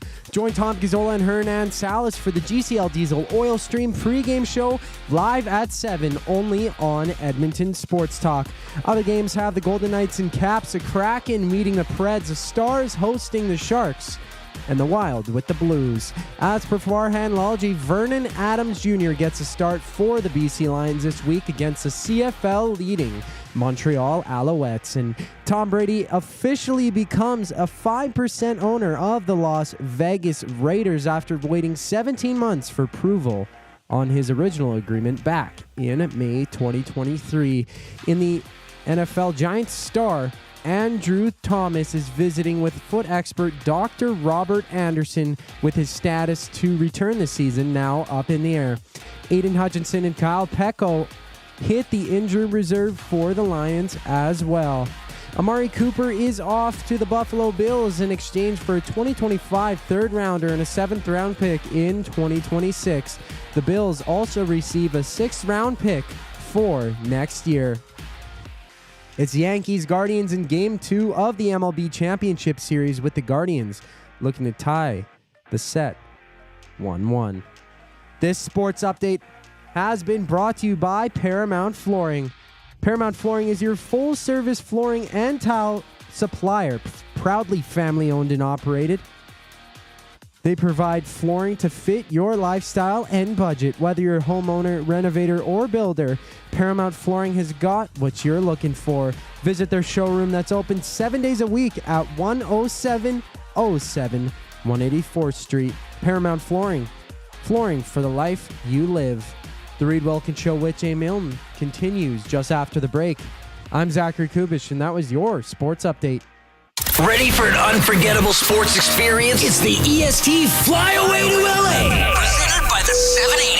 Listen daily for the EST Flyaway keyword. Once you hear it, text us at 780-218-9999 for your chance to qualify to fly to LA. Round trip flights for two, hotel and car rentals, all to go see Edmonton face off against either LA or Anaheim. Plus, experience the brand new Intuit Dome as the Clippers tip off against the Warriors, and top it all off with the Rams kicking off against the Cardinals at SoFi Stadium. This is more than just a trip. This is the ultimate sports experience. The EST Flyaway to LA, presented by the 780 and Edmonton Sports Talk. Your clear choice for Edmonton sports. Your brand deserves more than just a whisper, it deserves a buzz. At the Hive Product Marketing, they specialize in promotional products that bring the buzz. From eye-catching giveaways to unforgettable keepsakes, they got the perfect products to make your brand stand out and get noticed. Visit the Hive Product Marketing and let them create the buzz your business deserves. The Hive Product Marketing, the official merch partner of Edmonton Sports Talk. Visit them online at thehiveproductmarketing.com. If you've been injured in a car collision, let James H. Brown and Associates, Alberta Injury Lawyers, protect your interests. They'll be there every step of the way to help answer your questions and help you get your life back on track. Trust Alberta's precedent-setting injury lawyers with their unrivaled experience, unrivaled results, and unrivaled commitment. When accidents happen, call James H. Brown and Associates, Alberta Injury Lawyers, 780-428-0088, or go to jameshbrown.com. Gallo LLP is an Alberta-based accounting firm with expert chartered professional accountants in both our Edmonton and Sherwood Park accounting firms. Our experienced and innovative accountants provide financial advice that saves our clients money. Simply put, we help our clients protect their assets and grow their businesses. At Gallo LLP, they go beyond the numbers to ensure the continued success of your business. Reach out to Preet or John to discuss how they can help your business grow. Visit gallollp.ca today and see how they can help you take your business to the next level.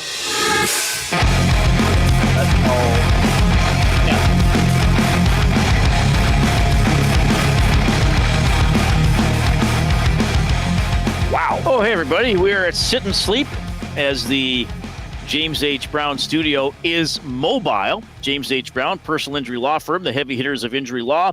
With over 200 years of experience, James H. Brown will get you the settlement you deserve. Check them out at jameshbrown.com today and book your private consultation. Is that what you got for the Oilers shooting percentage? 3.2? Well, yeah, Easy was in Nasty Chat, and he said he saw a tweet that said the Oilers were shooting below 4%. Well, currently, their shooting percentage is 3.2%. Yeah, it's not good. That's terrible. I mean, you'd like to shoot around 10%, right? If we're, or more. 9.9 if a goalie's save percentage is 9-10. Yeah, and that's the other thing, and I'm glad. Who brought that up? Is that Easy you? E. Oh, Easy. And that is worth saying. Sometimes the pucks just don't go in. I mean, most teams will probably have a 3 or 4 game segment in which they have a shooting percentage of 3, 4, or 5. And they're not playing that badly, perhaps. Now, I think with the Oilers, we can say there isn't the offensive jelly that they would like. But sometimes pucks just don't go in. You face a hot goalie. It hits the post and bounces out instead of hitting the post. And stuff like that happens. That's hockey. But the problem is with the Oilers is there seem to be. And by the way, I don't think I've talked about this with Tom. I don't know if I can't recall hearing Tom talk about it on the Oil Stream after the games either. Does it seem to anybody else they've passed up some shots from a good scoring opportunity? And I know you want to get the goalie moving for sure. But if you're between the hash marks, I think you should fire. It's easy for me to say. That's not uncommon for this team. Has anybody else noticed that? Do you think that's new? I think 5-on-5, it feels like they've been doing it a little more. Okay, yep. The power play, I almost give a free pass if they want to pass. Even Leon's power play goal against Chicago, who was their goalie? Mrazek. Like, he wasn't totally set for when the puck came to McDavid, but McDavid still popped it over the Draisaitl, and then Mrazek's totally leaning the wrong way, and he has the open net. I give the power play maybe not a complete free for, but most of the decision making on the power play, I'm like, let them cook. I know it hasn't been great this year either, but should we let's say one that it's not. Sure. Okay, so my clues so now far, been guessed a few times. Mystery athlete of the game for Hudson's Canada's Pub. The first two clues: former Adam Erdy teammate, and then Flyers. It's not Sam Gagner. It's not Sam Gagner because he's not going to fit the bill for the future clues. Okay, clue number 3. Briefly an Oiler. I think somebody's going to get it off of this one, even though it's still hard. Former Adam Erdy teammate, Flyers, briefly an Oiler. Okay? I don't know, Reid. Very briefly. We'll leave it at that. So that would obviously rule out Sam Gagner. Clearly not briefly. No, well, thrice. He's been thrice an Oiler. He's a record holder. All right. 780-218-9999 is the EST inbox. That's where you put your guesses for the mystery athlete of the game. Do not put them in the nasty chat. We prefer if you didn't. Nasty chat on YouTube. Give us a thumbs up. We are tantalizingly close to 100, so we're on a good pace there. All right, let's do the top 3 here. My top 3 for food sausage, the best sausages you will ever eat, locally made and packed full of flavor. Order online or visit them in store, 6736 99th Street. Take advantage of their EST discount. 10% off your order if you enter the online code EST or just mention Edmonton Sports Talk in the store. Free delivery in Edmonton on orders over $100 as well, as Food Sausage says you can't beat our meat. All right. I had Fuge sausages yesterday. I saw the picture. It looked delicious. So good. Yeah, that's awesome. Oh, I'm very happy for you. I would highly recommend the Italian fennel. If you want a little bit of spice to it, but we cut up a fresh white onion from the garden. Dan, it is not Brandon Manning. the guy that hurt McDavid. All right. Somebody got it. We got it. Yes, who got it? Somebody just got it. Buff Puffin. Buff Puffin. All right. That is incredible. Should we hold on to it? And see who else can get it? Sure. Should I give the final 2 clues? No, we'll just wait. We'll do the top 3. Wow. But we have a winner. That's all. I wondered if somebody figured that. I should have reversed clues 3 and 4 maybe, but that's okay. If somebody has the $25 gift certificate to Hudson's Canada's Pub for a mystery athlete of the game. Buff Puffin? Buff Puffin. Isn't a puffin a bird? I believe a puffin is a type of bird. Yeah. So that's like an Arctic bird. He's a fit bird. Yeah. He's a buff puffin. All right. That's a great handle. All right, perfect. So I'll maybe at 4:40 we'll give the right answer and I'll break down all the clues. Okay? Okay. So this is my top 3. Now I'll preface this by saying, as I often say, this is sort of for fun, even though part of this topic will be a downer topic today. And it's my list. As soon as I say it, some people are going to say, oh, that year, then I may not have your year on the list. But the way I did it is, it's top 3 Oilers slumps, but then they all have sort of a happy ending to at least a degree. There's no Stanley Cups in it, but I didn't pick years in which they were bad and they were expected to be bad. I mean, if we thought that this was going to be a 32nd place team and they were 0-3, are we calling it a slump? No. Right. We're saying, yeah, well, we thought they would stink. I mean, I covered, what was the first 3 years I did the hosting? Yeah, the first 3 years I did the hosting was the last 3 of the decade of darkness. I mean, I remember 6-game losing streaks, 0-4 starts, where it's like, well, we wish they were winning, but they're not that good. Have you heard of Connor McDavid? So these are my top 3 Oilers slumps, but again, with sort of a happy ending. So I'm going to go back to 1990. They lost 9 in a row from October 21st to November 10th. One of the games was in overtime, but at that time you did not get a point for losing in overtime. So it was 9 consecutive losses. No, ouch. There wasn't a tie. It wasn't a winless streak. They got shut out twice. They were 2-11-2 at the end of at the end of that 9-game losing streak. But here's the silver lining. Now, Messier missed a lot of those games. He was hurt that year. Jari Kurri didn't play that year. He had a contract dispute and went and played in Italy, I believe. They rebounded. They went 11-3 in December. They finished 500, 37-6. They were right in the middle of the pack, so they got into the playoffs. There weren't as many teams then. And they also made it to the conference final. So, but I remember that 9-game losing streak because coming off, 5 cups in 7 years and all that kind of stuff, like it wasn't, that was pretty rare. That was pretty rare that they were doing that. Tough one. But 9 tough pill to consecutive swallow. losses. My next slump, I don't really remember this, even though I was alive for it. This will probably predate some of our audience as well. It'll even predate a young Jay Milne. Oh. I'm going back to their and again, I'm presenting these in context of other things that happened. I'm going back to their very first year in the National Hockey League. So the 4 WHA teams joined the league. Do you remember who they were? Well, the Indianapolis. No. That's where Gretzky came from, but they never joined the NHL. So the Oilers, the Jets, the Whalers, and the Nordiques. So they joined the NHL went up to 7. And that was in what year? 79-80. So the league went to 21 teams. So they just said, okay, the top 16 made the playoffs. There was no divisions, top 16. So, hey, you got a decent chance of making the playoffs. And the Oilers were looking good. And then from February 17th to March 9th, 1980, they went 1-10-1. So all of a sudden it was like, oh, then you know what happened? They put a gentleman by the name of Ron Lowe in net for their last 8 games. And they went 7-1.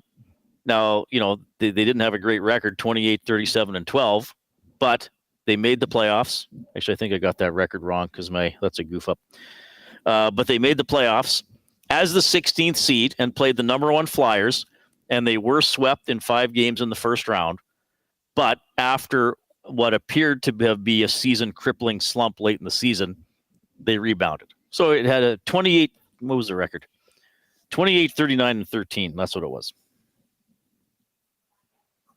So that's my number 2. Again, no particular order. So we got 2-11-2 versus 1-10-1. Yes. What's number 3? Well, I had to do it. It's last year. Yeah. It has to be last year. And again, because of what eventually happened. Right. So I could have picked, wasn't there a year? Remember that one year? Which one was it? It was before I started doing the games, but I was at Ched. Everybody hit like 40. As soon as the guy hit 43 points or something like that, they got hurt. Like Gagne was out, Hall was out. And I think they won one of their last 20 games or something like that. It was pretty bad. But I didn't pick that because, again, that team wasn't expected to be good and injuries were a factor. And the Messier injury was the factor in that one. But the start of last season, just because of how, when are they going to turn it around? When are they going to turn it around? And then when they did turn it around, it was incredible. Near record winning streak, Stanley Cup final, all that kind of stuff. But I have to put the start of last season on the list when I do my top 3 personally memorable Oilers slumps or personally significant Oilers slumps. You like that? What are you grinning about? Buff Puffin's explaining his name. Is it worth repeating? Can we share it? Maybe better not. No, he said, thanks, guys. The buff puffin, admittedly a less fit bird these days. Oh, okay. I did get one Sergeant Hartman quote from Full Metal Jacket. These can never be said on air. He's one of the filthiest most foul-mouthed characters in cinema history. Great Stanley Kubrick film, by the way. Wow. We do have a limerick from the Big Uke. Hit it, Zach. In Edmonton, the Oilers take flight, facing Flyers in a thrilling night. With pucks flying fast, they aim to outlast in a battle of pure hockey delight. That's like a promo for the game. I will give my first limerick today. Winless in 3 are the locals, who are playing like a bunch of yokels. Instead of a goal, it's a lump of coal. To score, maybe they need bifocals. Okay, well, time to get working on one here. I got 2 other ones to come. I did a John Tortorella themed one. Okay. It'll be fun later. Well, hopefully it'll be fun later. Oh, yeah. Where's the sound coming from? Oh, I unmuted myself accidentally. All of a sudden I can hear myself on my laptop. All right, so that's my top 3 for food sauces. My top 3 Oilers slumps that then had a turnaround or somewhat of a redeeming ending. 1990, losing 9 in a row, eventually making the playoffs and going to the conference final. February, March 1980, going 1-10-1, but then winning 7 of their last 8 to get into the playoffs as a first-year NHL team. And then the start of last season. What was it? They were 2-9-1. They made the coaching change at 3-9-1. Boom. Didn't lose much after that. 780-218-9999 is how you jump into the... Oh, I'm getting asked for it. Okay, I'll recap. When we get back, I'll recap the hints and give the 2 hints that I didn't give, and then we'll give the right answer for the mystery athlete of the game. First, though, we got a sports update with the Cube presented by Advantage Sports Medicine.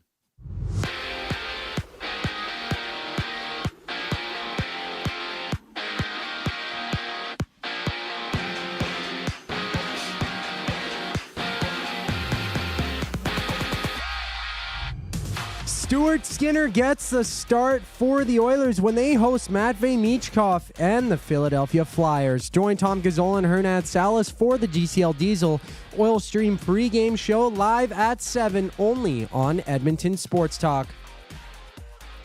Other games have the Golden Knights and Caps, a Kraken meeting the Preds, the Stars hosting the Sharks, and the Wild with the Blues. As per Farhan Lalji, Vernon Adams Jr. gets the start for the BC Lions this week against the CFL leading Montreal Alouettes. And in the NFL, the Vikings have traded for Cam Akers from the Houston Texans in exchange for a conditional 2026 6th and 7th round pick. Tom Brady also officially becomes a 5% owner of the Las Vegas Raiders after waiting 17 months for the approval on an agreement he made back in May of 23. Giants star Andrew Thomas is visiting with a foot expert, Dr. Robert Anderson, with his status to return this season now up in the air. Aiden Hutchinson and Kyle Pecco also hit the injured reserve for the Lions. Amari Cooper is off to the Buffalo Bills in exchange for a 2025 third-rounder and a 7th-round pick in 2026. The Bills also receive a 6th-round pick for next year. It is Yankees Guardians in Game 2 of the MLB Championship Series, with the Guardians looking to tie the set 1-1. This sports update has been brought to you by Advantage Sports Medicine and Physiotherapy. Get treated like a pro with their sports medicine physicians, highly trained physiotherapists, strength and conditioning coaches, as well as their massage therapists. Whether you're recovering from an injury or looking to enhance your performance, Advantage Sports Medicine and Physiotherapy uses the same locker room approach, trusted by the best in the game. Right after the break, the Reid Wilkins Show with Jay Milne continues. I'm Zachary Kubish, and that was your Sports Update. Conveniently located 10 minutes west of St. Albert, Wheeler's RV Storage will provide you with safe, secure storage for your RV, boat, or whatever you need to store. Open 7 days a week with gated keypad access and extra large stalls. Now is the time to take advantage of their limited time offer. Buy 6 months and get 1 month free. Now's the time to go to WheelersRVStorage.com. That's Wheeler's RV Storage. Safe, secure storage. Visit them today at WheelersRVStorage.com. 780 is just another lame-ass, low-budget local shop. Homegrown right here in Edmonton. 780 is both the shop name and their in-house clothing brand that celebrates all things unique to E-Town. They also work with close to 1,000 local vendors from the 780 to help promote and get their brands off the ground. Check them out online at 780.com or at any of their 5 locations at Southgate, Londonderry, Kingsway, St. Albert, and the Outlet Mall by the airport. Fuge Sausages makes their meat with nothing but the best local ingredients. From chicken, beef, and pork, their gluten-free sausages are packed with flavor. Every single bite. Get a 10% discount when mentioning Edmonton Sports Talk in-store or use the code EST when shopping online at fugesausages.ca. Plus, you get free delivery on orders of $100 or more. Find them at 6736 99th Street. Fuge Sausages. You can't beat our meat. At Mind 360, we invite you to embark on your mental health journey in a safe and comfortable space. Conveniently located in St. Albert, Mind 360 has a diverse team of experienced clinicians that offer a broad range of tailored services for children, adults, and families. Furthermore, we are very proud to serve our military, veterans, and first responders. If you're looking for counseling, treatment, or assessment, understand that you are not alone. Contact Mind 360 at mind360.ca to book an appointment today.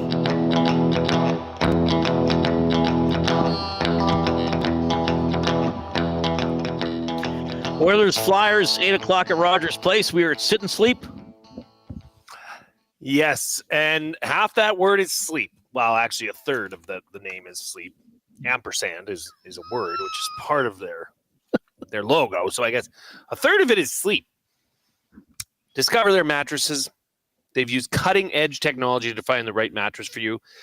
They have a sleepologist over here that can perform a full body scan with over 1,600 sensors measuring pressure points to recommend the perfect mattress tailored for you. Say goodbye to the guesswork and confusion in mattress shopping. With their pressure point analysis and personalized sleep ID, you're guaranteed to find the mattress for unparalleled comfort and support. Come visit them down here at Sit and Sleep. Yeah, second time we've been here, so pretty fun. We've done a lot of on-location shows for a relatively young program, which is pretty cool. Well, part of the problem is that I also sell here at EST. So when they ask who, we want to have some people on location. Mm-hmm. It's usually me that's standing there looking at them saying, okay. Oh, my show will do it. Okay. I think we can come That's here. Fair. Well, I like getting out and about. Yeah. Yeah, Oilers game is at 8. The Oil Stream pregame show with Tom Gazzola and Hernan Salas is at 7. Tom's going to join us just after 5. In a couple of minutes, we're going to dive into everybody's favorite topic, video review and goaltender interference after the Corey Perry play on Sunday. Here is how it went for the mystery athlete of the game, for Hudson's, Canada's Pub. And the Buff Puffin gets the $25 gift card. They got Wing Wednesday tomorrow, by the way, at Hudson's. So first clue was former Adam Ernie teammate. Second clue was Flyers. Third clue was briefly an Oiler. The clue I didn't get to was blanked Leon. And the fifth clue, currently Austin's teammate. The correct answer is Anthony Stolarz. He was a teammate of Adam Ernie on the 2014 American World Junior team. At that tournament, Stolarz was the goaltender when the United States shut out Germany with Leon Draisaitl on the team. So that's two of the clues. Played for the Flyers, briefly an Oiler after the Cam Talbot trade, and he's currently plays for the Leafs and Austin Matthews. The blank Leon. I should have put that one third and then briefly an Oiler fourth. I think so, because that really threw Maddie and I for a loop. I failed. Because then we're thinking, well, somebody's got beef with Leon? Oh, you mean like I was leaving out a swear Leon. word? Yes. No, he actually blanked in terms of a shutout. Literally in a tournament. Yeah.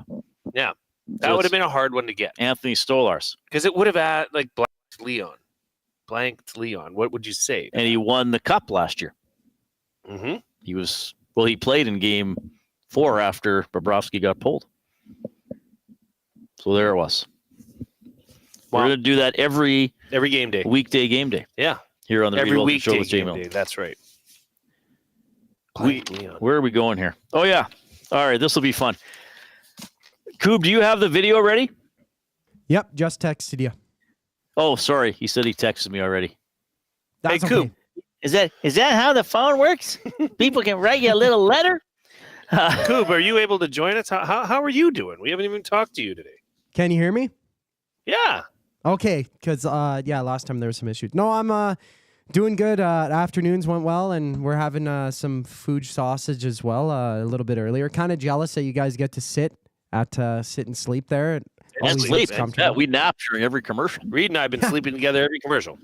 Oh, I didn't even know that much. Oh, no, not like that. That's napping. Resting peacefully. All right, we're going to do, and Coob, roll the video whenever you like, because I think it's about 2 minutes because it goes through all the replays and everything, which is what we want.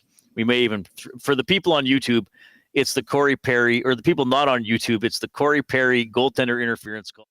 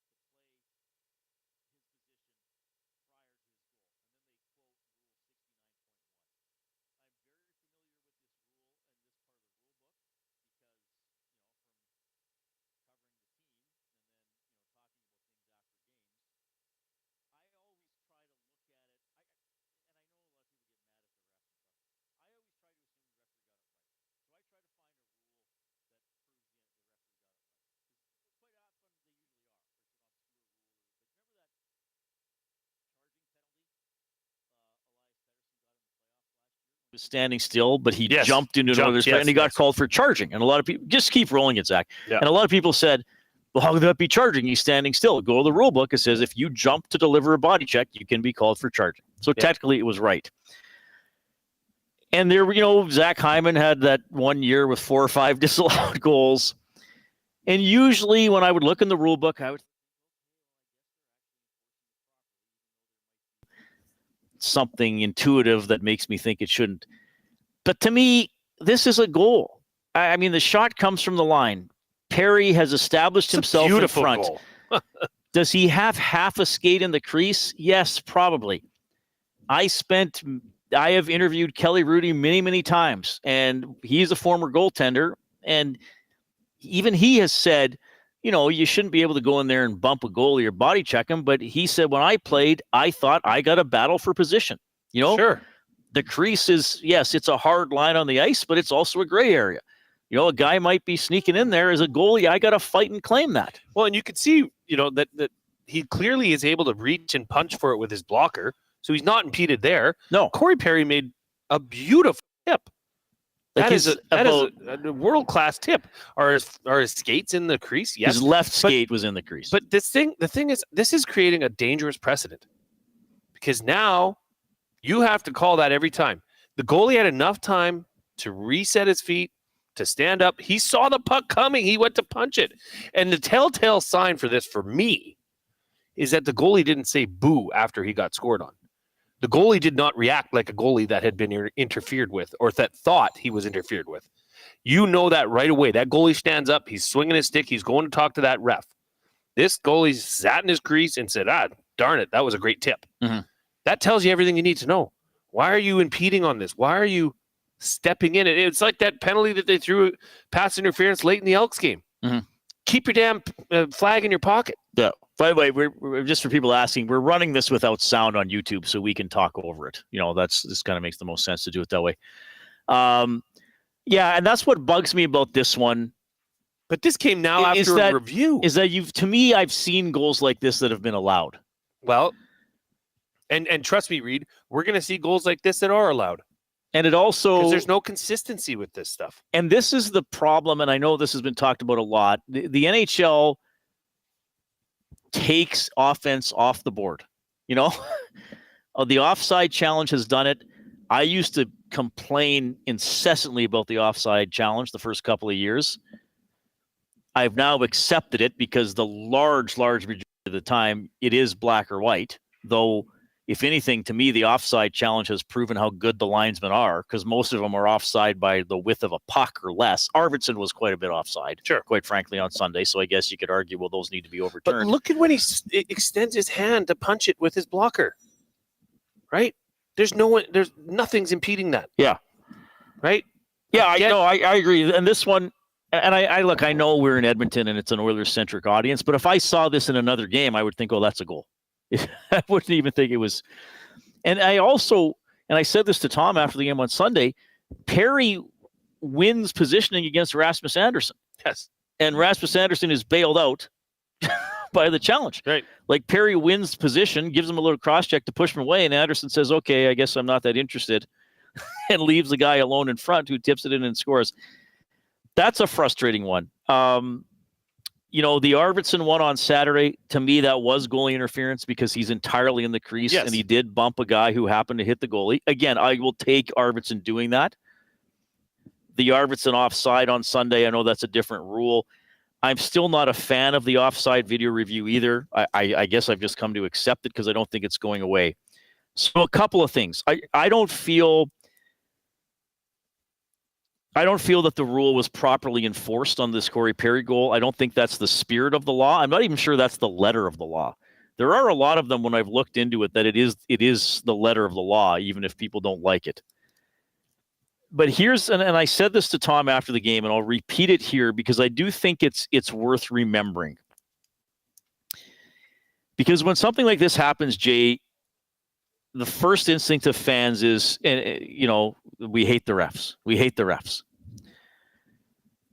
Which is fine, but they're doing their best to enforce the rule book, and the refs don't write the rule book. No, they don't. So what has happened over the years here? The people who make the rules, which really, when it comes down to it, is the people who participate in the NHL as presidents or GMs or coaches or players. Like those variety of people offer input and are on the competition committee and all. This isn't Gary Bettman saying like, we're going to challenge. This ultimately is a rule that the teams want in the NHL, enough of them are comfortable with this in the NHL that you can challenge for interference and take offense off the board. So I want you to think about that. The Oilers Zach, I think we've run it enough now. On 6 occasions this year, the Oilers have put the puck in the other team's net. They have 3 goals for, right? Yeah. If there were not video review, all the goals would have counted. Now, again, I think Arvidsson did commit goalie interference and Arvidsson was offside. But if you didn't have video review, all those goals would have counted. And this applies to other teams as well. So is it worth the debate and the confusion for fans to take these goals off the board? I think we're going to have to live with bad and or confusing calls, whether there is video review or not. And I think, and I stand by this. This is what I've come to think of over the years. Video review is wonderful. It's amazing we have the technology to place cameras almost anywhere in the world now. I would leave it to goal line technology. Did it cross the line or not? Was it a touchdown or not? I guess in football you could say, well, there's a lot of turnovers where they need to tell if the elbow. Okay, maybe I'd accept it on turnovers. I would What get about rid a of caught ball? Like, what about puck going over the glass? That stuff. No. Just whatever it is on the ice. In hockey, I would just have, is it a goal or not?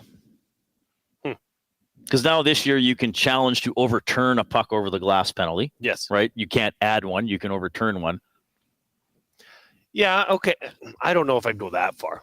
Okay. I definitely, you want everything to be called as accurately as possible. The problem that is with this penalty or taking this goal off is that by the rule, it says that it impairs the goalkeeper's ability to move. There was no impairment when that shot came. I get when he came through the crease earlier and bumped him. The goalie had plenty of time to reset and get up. And when he was going to try and save the puck with his blocker, there was no – Corey Perry was not impeding him from doing that. Yes. Now, if this is consistently carried throughout the season, no problem. Then this is now where we're at. The problem is it won't be. That's the concern, that one was so close. Yeah. You probably will see goals like that either count or aren't challenged. Right? Some coaches might say, I'm not sure I can win that. I don't want to give the other team a power play. Good for Huska for doing it. But yeah, it's but that's the one thing of the NHL. Why is the NHL taking offense off the board? Whether it's an offside challenge. I mean, you can't challenge to have a goal count, right? I guess you could have a goalie interference. But an offensive team could challenge to have a goalie interference called non-goalie interference, so it usually doesn't work that way. But that's from talking about these types of plays, especially on overtime open line for several years. It's 3 or 4 pages in the rule book. So Rob and I finally boiled it down to say, look, the gist of the rule is, did the attacking player do something to prevent the goalie from making the save? That is sort of the gist of the rule, if you boil it all the way down, especially in the crease. Outside the crease, there's a little more incidental contact allowed. And I don't think Corey Perry did that. I don't think he did anything to stop the goalie from making the save. No. But it's an interesting rule as well. Well, yeah, he did. He made an incredible tip. Well, he actually scored, yes. Right. It was 2 or 3 years ago. It was one of the years, I guess it would have been Hyman's second year when he had like 6 disallowed goals. There was a puck. They were playing in Vancouver. It wasn't Demko. I can't remember which goalie it was. And the puck was already behind the goalie, and he turned, and Hyman was there and stopped the goalie from turning. There was no way he was getting to the puck. They disallowed the goal because Hyman prevented his ability to make the save. Okay, I get it. The puck's going in any way, but that's what the rule says. I just don't think Perry, even with the left skate in the crease, stopped Vladar from stopping the puck. Well, I really don't. I have a hard time seeing how. So that's why I would just be fine with no video review except for the goal line. So you're selling on that. I'm buying on that for Damon Bunting. You're buying on strapping video review except for the goal line technology. No. Not me. I'm not going that far. You're still fine with Calgary or whoever being able to challenge that? Yeah. Okay. As long as there's consistency, which I know there's not going to be. So I don't know where I'm at right now. Limerick number 2. Oh, look, it's Coach Tortorella. Is he really such an angry fella? He's kind to pets, which often begets a kiss from a dog named Cinderella. Oh, he has a dog named Cinderella? I don't know, but to make it rhyme, he does. We are at Sit and Sleep on Edmonton Sports Talk, your clear choice for Edmonton sports. Tom Gazzola will join us after the break in the Sports Update. Get all the latest news and takes on everything Oilers with Dustin Nielsen and Tom Gazzola on the Oil Stream. Live at noon, Monday, Wednesday, and Fridays. Only on EdmontonSportsTalk.com. Hi there. If you're like me, you like to picture yourself in luxury even though there's absolutely no way you could afford it. And if you can, well, even better. Thankfully, I picture myself in something that is luxury but still absolutely affordable, like the all-new Mazda CX-90 from Park Mazda. With the new luxury features like facial recognition settings and quilted detail Napa leather seating, I can pretend to be comfortable with all of my proper settings activated without even touching a button, thanks to Mitch Lewicki and the great staff at Park Mazda. I like to picture Mitch Lewicki as a ninja fighting off evil samurai. Park Mazda, your dealer for life in Sherwood Park off Y Road, parkmazda.ca. Since 1952, William Huff has been the heartbeat of Edmonton's advertising world. From humble beginnings to a citywide powerhouse, we've been the go-to for signage from print to design and installation. Partnering with Edmonton's top sports franchises and major events, we've helped shape the city's global reputation. Our secret? Unmatched customer service, decades of experience, and a passion for excellence we call the William Huff Advantage. Visit us online at williamhuff.com. You've always known GCL Diesel as the experts in diesel fuel systems, but did you know that GCL is also your source for turbochargers and turbo repair? As a turbo supplier for Garrett, Borg Warner, and Holset, GCL can provide genuine original equipment turbos at wholesale prices. Whether it's diesel, gas, natural gas, or performance, we can provide you with the turbo or custom repair you require. Turbo questions? We've got turbo answers. Visit us in the West End or online at GCLDiesel.com. GCL Diesel, turbochargers, understood. Don't feel like working? Join the Hangout. You never know what you might hear. Weekday mornings 9 to 11 on EdmontonSportsTalk.com.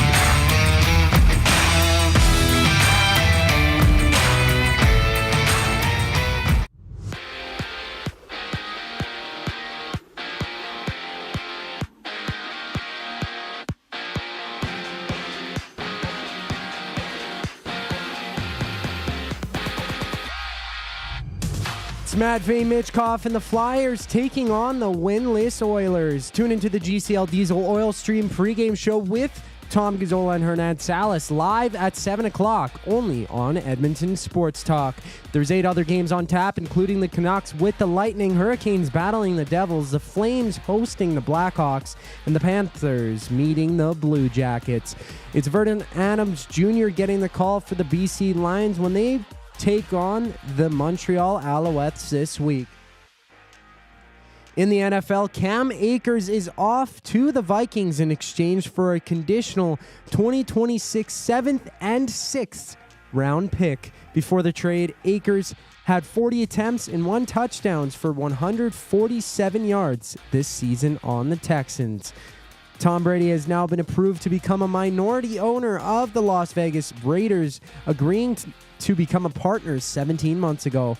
With the agreement, Brady becomes a 5% stakeholder in the franchise. Elsewhere, Eden Hutchinson and Kyle Pecco hit the injury reserve for the Lions. Chuck Clark of the Jets and R.T. Burns from the Seahawks all hit the IR as well. It was a big move with the Buffalo Bills receiving Amari Cooper and a 2025 6th-round pick from the Browns in exchange for a 2025 3rd-rounder and a 2026 7th-round pick. Cooper has 2 touchdowns on 24 receptions for 250 yards this year. In New York, the Guardians meet the Yankees to try and tie the ALCS at 1 apiece. And just in a moment, Tom Gazzola joins Reid Wilkins and Jay Milne, who are live from Sit and Sleep in South Edmonton Common. I'm Zachary Kubish, and now you're up to date.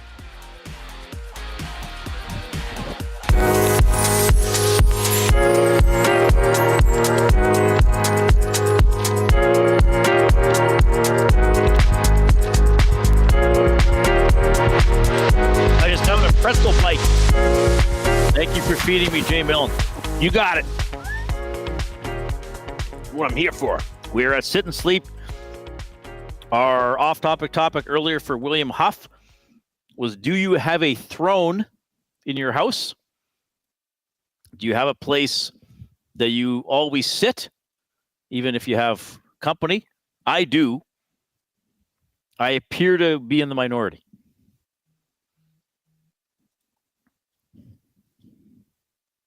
Yeah. You, I'm less kind than other people. Selfish, some would say. Some, not me. This is an interesting one before we get to Tommy. William Mikespear, and there were, I'll get to Big Ukes as well.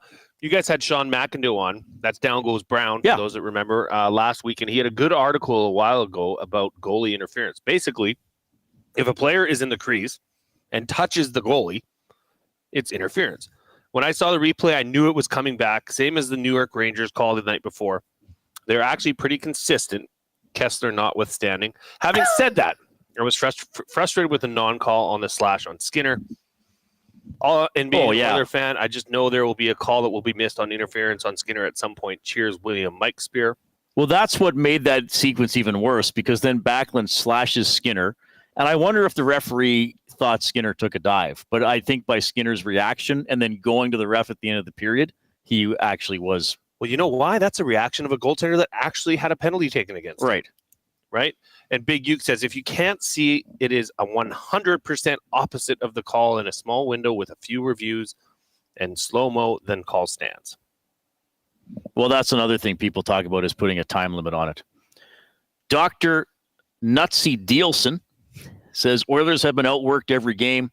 They can't expect wins to be gifted to them just because they have 97 and 29.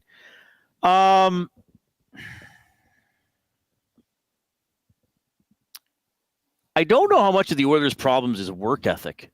You know, like, to me, it's where they're putting the puck and how they're putting it. Yeah. It's just, I don't know. Most players in the NHL aren't lazy. Most of them are trying really hard, but it's just sometimes things just, I mean, I think after that Game 2 loss, when McDavid lost his marbles against the Panthers, I think they probably were outworked a lot of that game. I think much of this slump is they just are uncertain of where the puck should go and can't get it there. We'll see what Tom Gazzola thinks, my colleague and friend. You get him on the Oil Stream on here on Edmonton Sports Talk, your clear choice for Edmonton Sports. Hello, Tom. Hello, boys. That was pretty funny. You had me laughing. You guys are great. Well, so are you. I love it. What were you laughing at? Yeah, my outfit. No, your outfit looks fantastic. You guys both look great over at Sit and Sleep. No, just like the back and forth, I thought was good. I got a kick out of it. I was laughing. So, well played. I was coughing. That's how much I was laughing. That's how much I enjoyed it. So thanks for having me, boys. Hope you had a great Thanksgiving too. This is the Oil Understood for GCL Diesel, providers of the best diesel engine components around, from turbochargers to injectors, fuel pumps to sensors. They are the critical engine component experts. Proud to serve Edmonton and Northern Alberta for over 50 years. Now a proud partner of Edmonton Sports Talk and the Reid Wilkins Show. GCL Diesel. Diesel. Understood.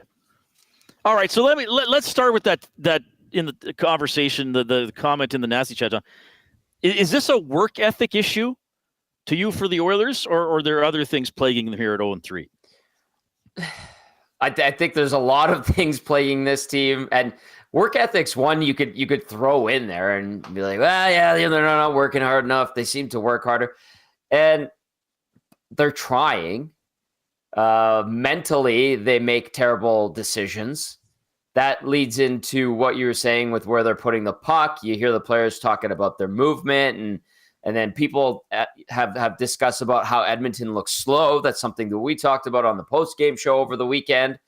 And Cass and I were like, well, yeah, they do look slow, because it's not just the speed of your boots as you skate on the ice. It's like how they're moving the puck. It's ineffective. It's slow. It's sloppy. They're sitting there delaying, waiting, undecided. Okay, there's my guy finally. I'm going to try to pass to him. Oh, that was a terrible pass.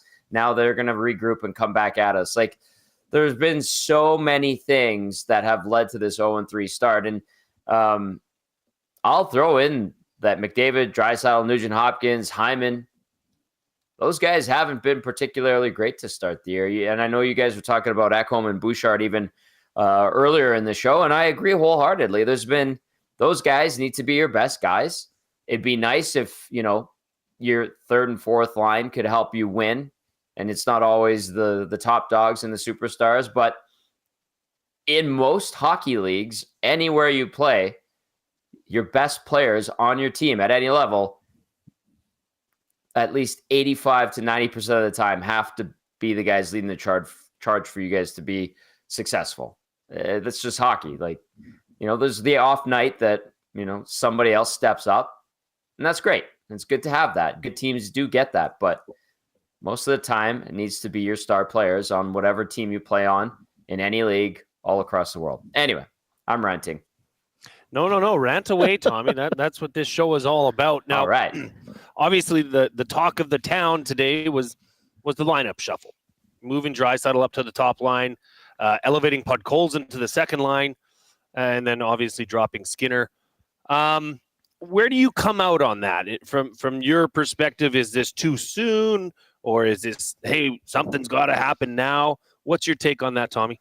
Jay, I'd go, hey, something's got to happen now. And that's probably why Chris Knobloch went to it. And I know that it's so tempting to put those two together. They're the nuclear option. You want to engage McDavid, get him going supernova, however you want to describe it. But I think Chris Knobloch in this instance just wants a win and just wants to wake these guys up. And unfortunately, he's had to break glass in case of emergency in game number 4, and he has to go to these guys. Podkolzin going up with Nugent Hopkins and Arvidsson, that's interesting. And I don't know how long that's going to last, but if he could be physical, and something that this team clearly lacks because they're not a physical team, and maybe open up some room for Arvidsson and Nugent Hopkins, we'll see how that goes. But this is a game where I think Knobloch is going into desperation mode, try to salvage something on this homestand, get a win. And if it's going to take McDavid and Draisaitl playing together, then so be it. And he's clearly gone to the well. And is it too soon? Tom Gazzola has turned into the Riddler.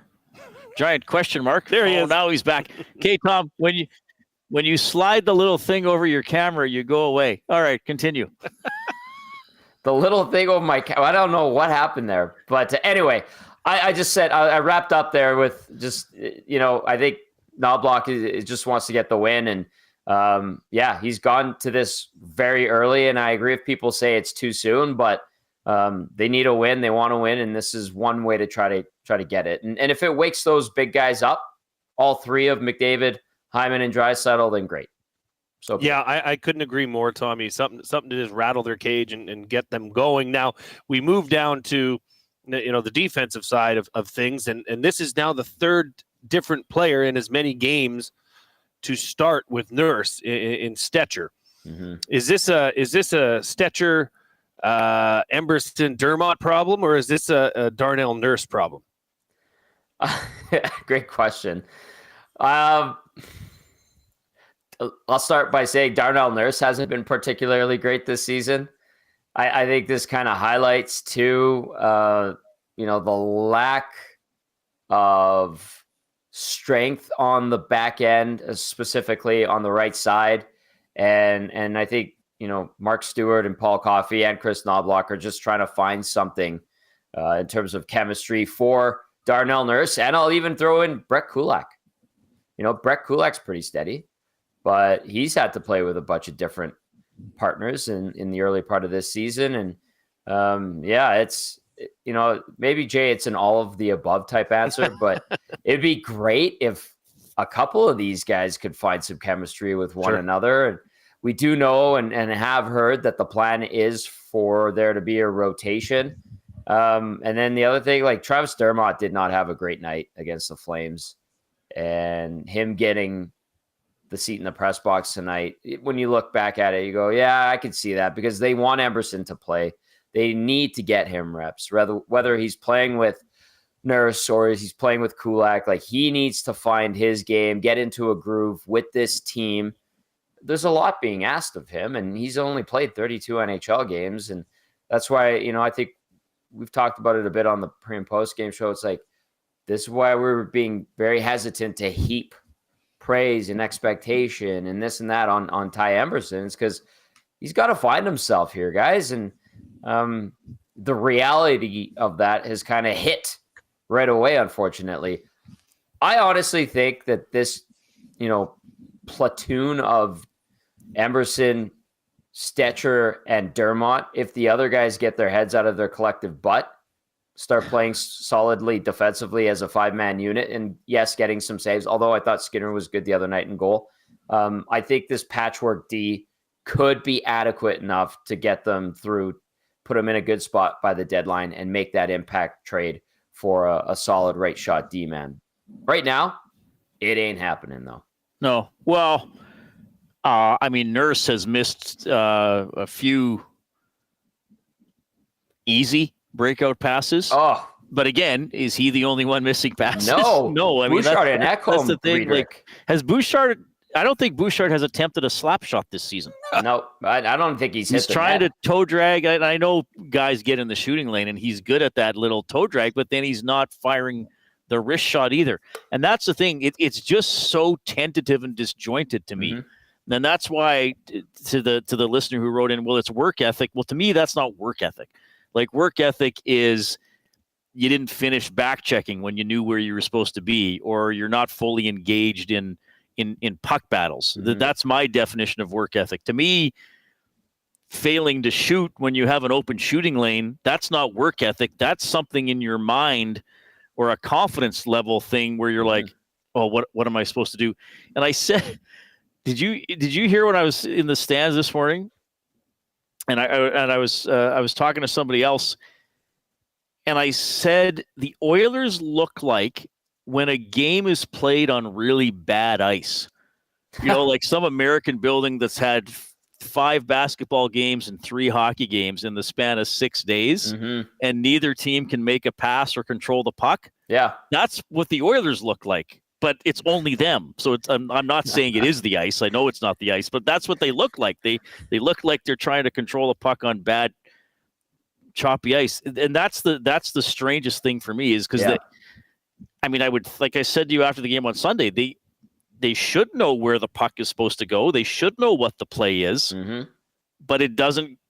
There's just hesitation in what they're doing and bad execution. But it looked like Dermott and Nurse were launching grenades at each other in their zone a couple of times there. And again, they're not the only ones that were guilty of it, but I think there was another something to highlight what you're pointing out. I think there was an instance on Sunday night where Nurse was coming back into the zone and resetting behind the net. And as he was doing it, he took a look up the ice and he kind of put his glove up like, where is everybody? Right. And I thought, that's not good. Because, you know, you're expecting your guys to come back and regroup and then get into the lanes and have a nice clean breakout because you have full possession of the puck while Calgary was changing. And Nurse is looking up and he goes, where the hell is everyone? I think that's kind of a sign of where they're at. And it's funny you mentioned like how the Oilers look like they're playing in a building with awful ice. I was watching the Penguins Habs game yesterday, and those are not juggernauts in the Eastern Conference. And I thought to myself, I'm like, man, this is good hockey, good back and forth battling, crisp passes, tape to tape. Saw some nice goals. And I'm like, boy, they look way better than the Oilers do right now, just in how they were playing. And that was just a brief thought, but the Oilers can clean it up. They have in the past. And the thing I'm hearing from a lot of fans in the last couple of days is like, why can't they just make it easy on themselves? Yeah. Why? Yeah. Why does it have to be like this? And I go, I don't know. It's just the way they do things. And I understand, again, why people are upset and frustrated. It should not be this way, but here we are. And it's those fundamentals that are killing them. You're on at 7 with the oil stream. Give us just 20 to 30 seconds on a thing or two to watch from the Flyers. Well, watch Matvei Michkov, and let's see, you know, this is a guy that was highly touted. I know it came at a time when obviously drafting Russians can be a little dicey right now with everything that's going on, but this is a guy that comes with a ton of praise, not the biggest guy. And I'm curious to see what he brings to the table because he had a lot of talk going into the draft and people were pumping him up. So I want to see what he's like. He's just 2 games into his career, has a point. And then let's see how John Tortorella, who says they don't watch a lot of tape in general and did do some tape work on the Oilers today, how he goes about trying to handle McDavid and Draisaitl on the top line. And then for the show, watch for the debut of one Brad Malone. as our game analyst. Oh, he's going to be on tonight. He's in for He's going to cast be on tonight. throughout the season? Well, sometimes.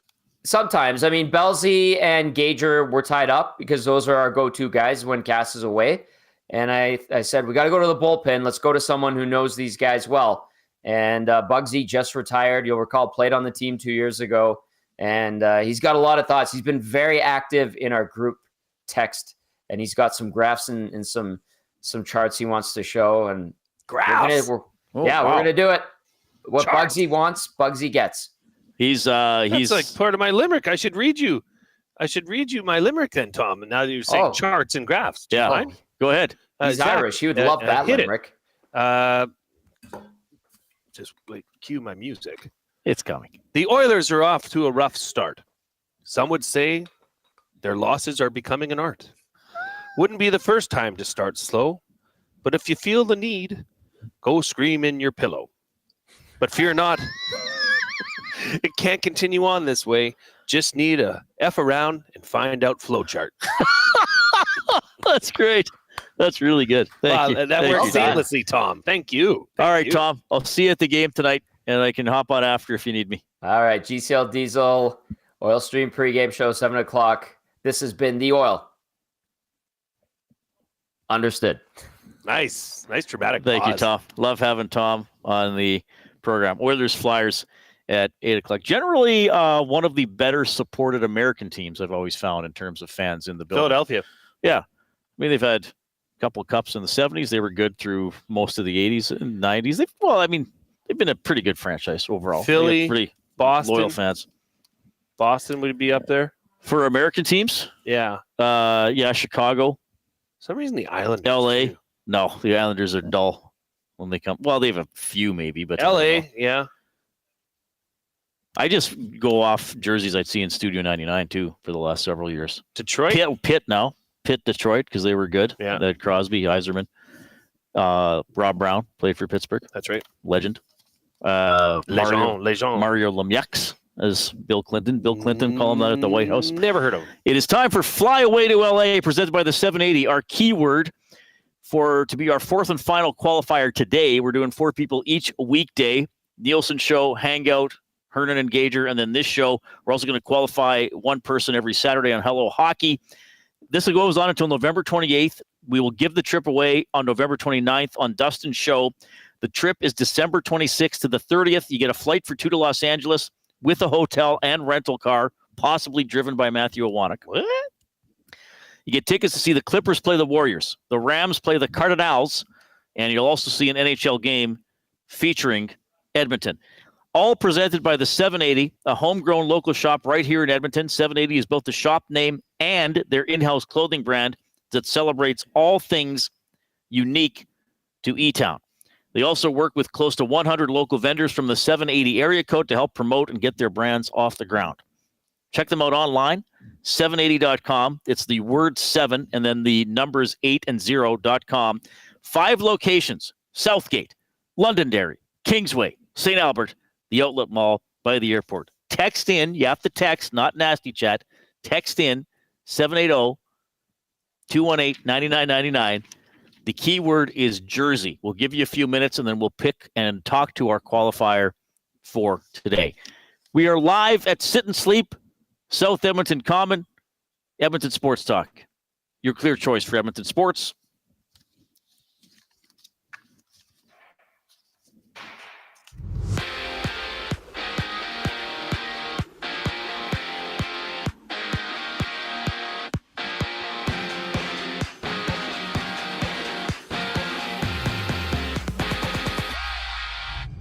Stuart Skinner gets a start when the Oilers take on Matvei Michkov and the Philadelphia Flyers. Join Tom Gazzola and Hernan Salas for the GCL Diesel Oil Stream pregame show live at 7 only on Edmonton Sports Talk.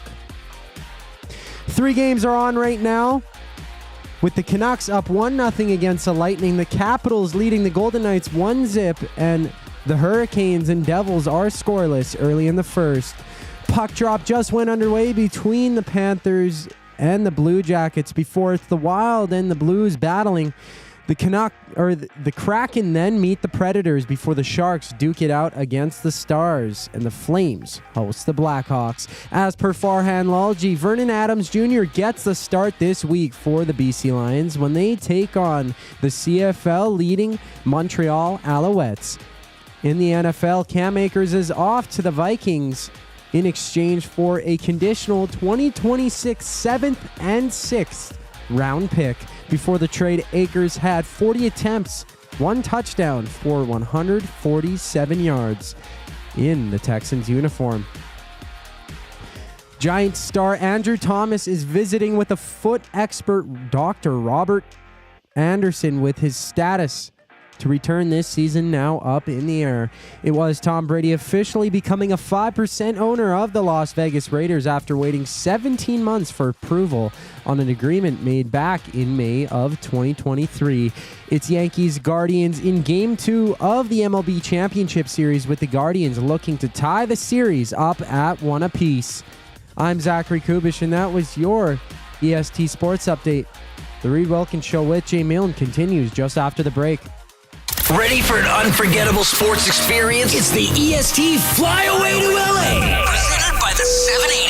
Listen daily for the EST Flyaway keyword. Once you hear it, text us at 780-218-9999 for your chance to qualify to fly to LA. Round trip flights for 2, hotel and car rentals, all to go see Edmonton face off against either LA or Anaheim. Plus, experience the brand new Intuit Dome as the Clippers tip off against the Warriors, and top it all off with the Rams kicking off against the Cardinals at SoFi Stadium. This is more than just a trip. This is the ultimate sports experience. The EST Flyaway to LA, presented by the 780 and Edmonton Sports Talk. Your clear choice for Edmonton sports. You want the heavy hitters on your team, both on and off the ice. If you've been injured in a car accident, call the heavy hitters of injury law. James H. Brown and Associates, Alberta Injury Lawyers. With over 200 years of combined injury law experience, their precedent-setting lawyers are ready to help. Locally owned and proud Edmonton Oilers fans, James H. Brown and Associates wants to support you with their unrivaled experience, unrivaled results, and unrivaled commitment. When accidents happen, head to jameshbrown.com. Hey Edmonton, ready to take advantage of lower rates and better pricing? South Fort Chevrolet in Fort Saskatchewan has you covered. From rugged trucks to sleek SUVs. And with over 40 years in business, you can trust that you're getting the best deal on your new ride. As the proud title sponsor of the Nielsen Show, EST listeners can drive a little to save a lot with South Fort Chevrolet's transparent pricing and down-to-earth sales team. Visit us today in Fort Saskatchewan or online at southfortchev.com.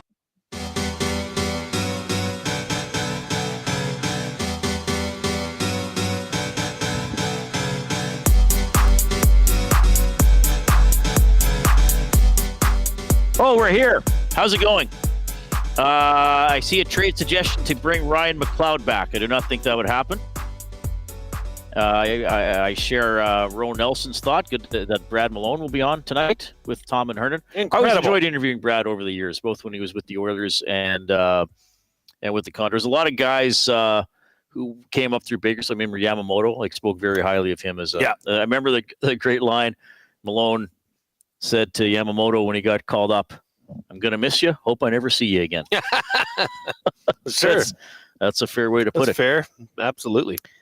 Give us a thumbs up on YouTube or call your friends and tell them to do so. We're almost at the threshold for Dustin Nielsen to give us each a morsel of leftover turkey from the Nielsen Thanksgiving dinner.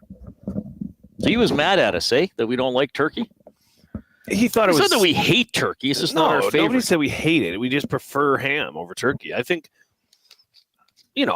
I get the traditional side of Thanksgiving turkey, but I also don't care. Yeah, I also say if you like something better, eat what you like. Yeah, life's too short, Reid. And that was a good meal yesterday, family meal. Yeah, my meal was good. It was exceptional. I'm going to have some, I think, leftovers tonight.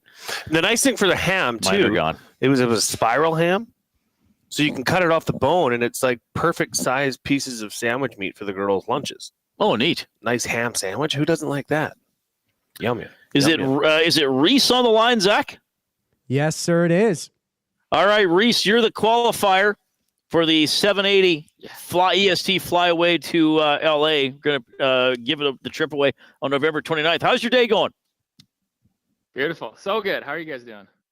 Doing very well. How are you feeling about the Oilers game tonight? I'm pumped. I'll be watching. I'm still hopeful. All right. Well, 79 games left. I hope so.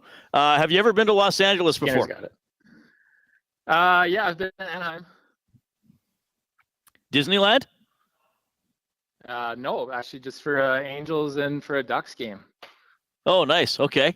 Now, out of the 3 games, the Clippers, Warriors, Ram, Cardinals, and the NHL game, which are you most excited for? Should you win? I'd be most excited for the NBA game. I've never been to an association game, so that would be what I. Well, that new arena is supposedly something else. Oh yeah, because the Clippers game is in that Intuit Dome. Is that what it's called? Yeah. Okay. Reese, congratulations! Thank you very much for listening to this show. As you know, it's still a relatively new show, so tell all your friends and enemies about it if you can. You betcha. Every time. Great show, guys. Thank you. All right. Thank you very much.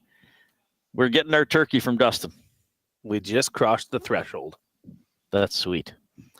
Congratulations to Reese. But he was coming through loud and clear there. That was good. That was great. That's Zach. That's your cue to push the clap button. I think Zach's busy. Is he? Well, we got a lot. We're asking him to do a lot because he's getting the clips ready too. Oh yeah, he's got some just text me when the clips are ready, Zach, because I know we got some. I wanted because Ekholm was asked today. And this is when Zach's ready, we'll get to it because you brought it up. Tom brought it up. Well, I think a lot of people have brought it up.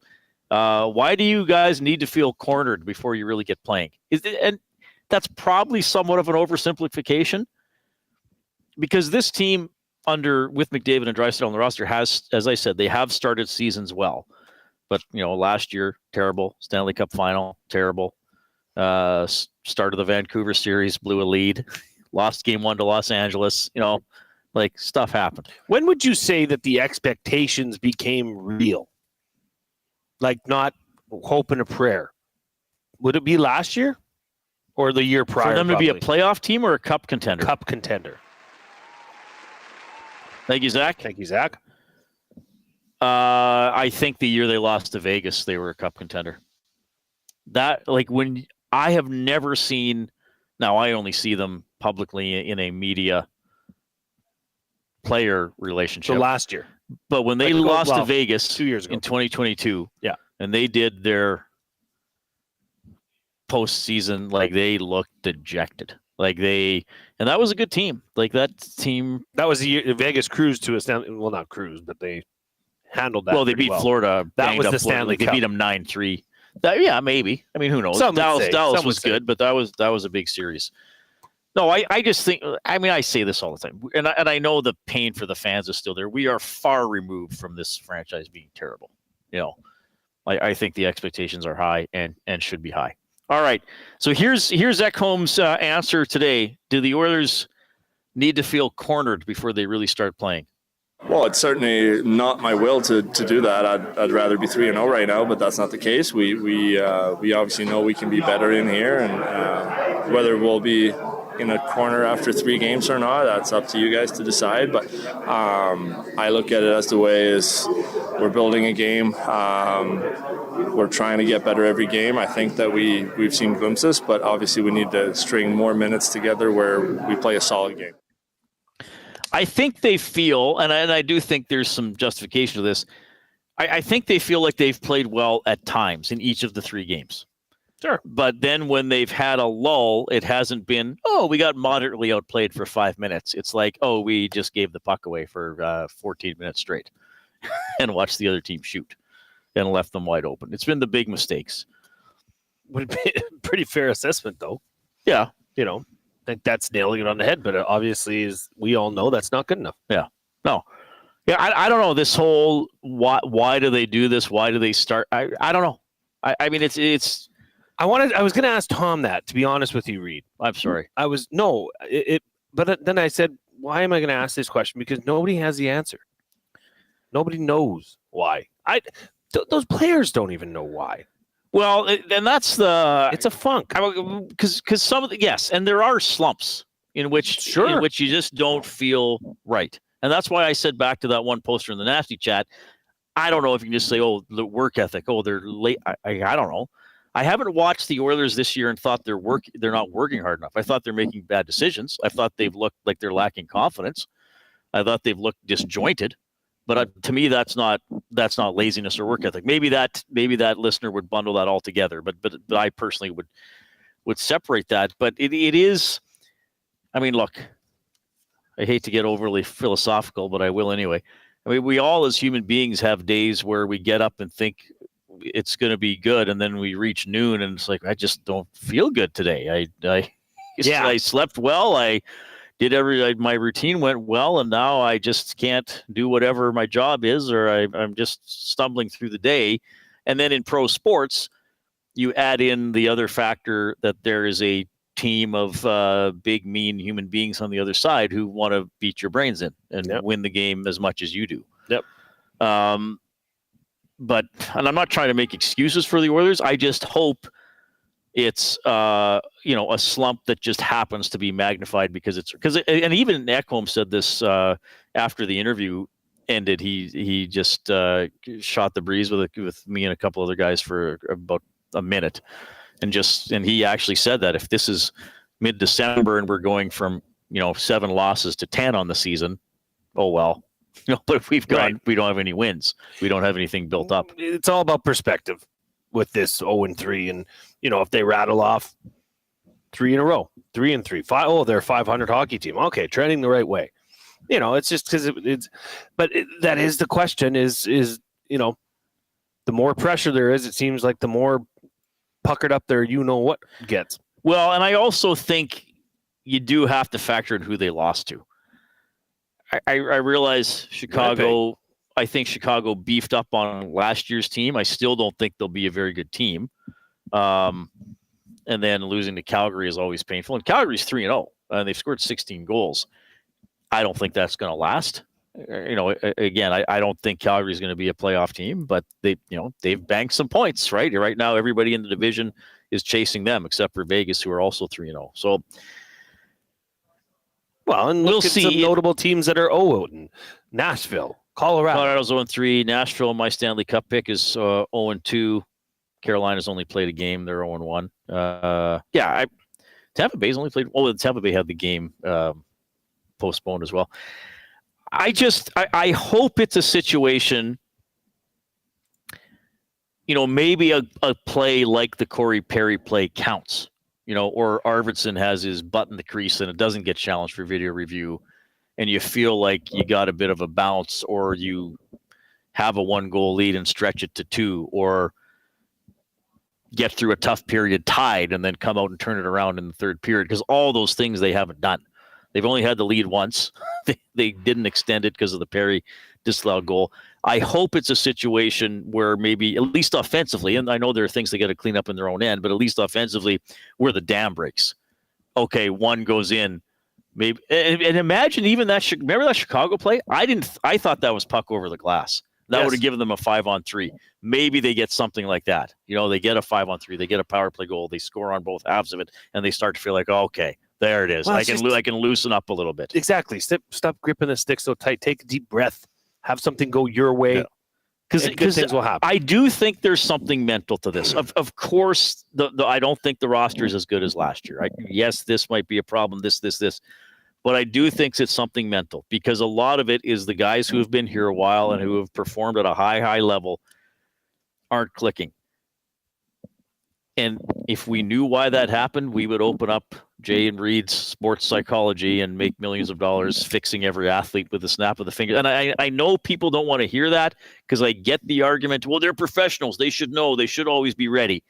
Yes, I agree with that. They should know how to prepare. But like I was saying, sometimes even the best preparation, you get out there and it just doesn't happen. And maybe that's all this is. We'll see. I know, but are you saying they should shy away from this and try not to think about it? I think it should be thought about, and it should be vocalized. Hey, we're here. Oh, for sure. No, I'm not saying that they should ignore what's happening. I do think they gotta address, like I've said, the difficulty that they can't pass. Well, and Corey Perry said that after the one game, like we gotta fix this. McDavid said the puck play is poor. Well, and taking ownership of that would go a long way. That's part of getting through these things. But I also thought, and Matt Cassian was saying this with Tom and Hernan after the game, that as painful and as worrisome this is for the fan base, I'll say that as a whole. I know we have individual fans chiming in and saying, I'm not worried, it'll be fine. But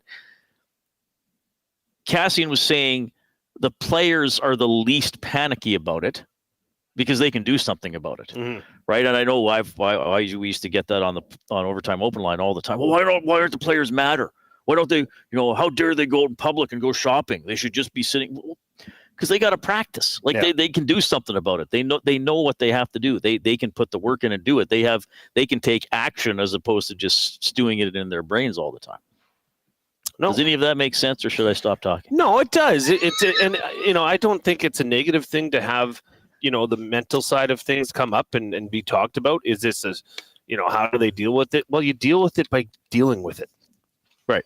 And one of the best things to help get through that, play better, get one win. Win a game. That is my goal for the team. Win a game. All right. So the lines, McDavid, Draisaitl, and Hyman, and then it'll be Nugent Hopkins, Arvidsson, and Podkolzin. Here's head coach Chris Knobloch on moving Podkolzin up. Yeah, no, I think he's played really well.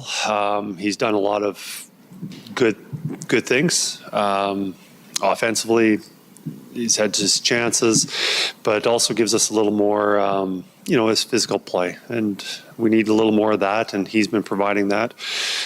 Gives him an opportunity to play with moving up in the lineup. And, we'd like to see where he's been going.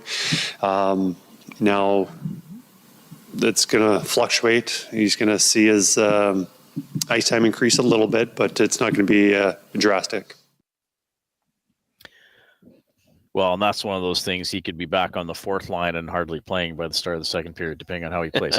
There are elements to Podkolzin's game I like. I do think he's a bit of a blunt object out there. I don't know if his puck skills are great, but I do think he can occupy some space and bang around a little bit.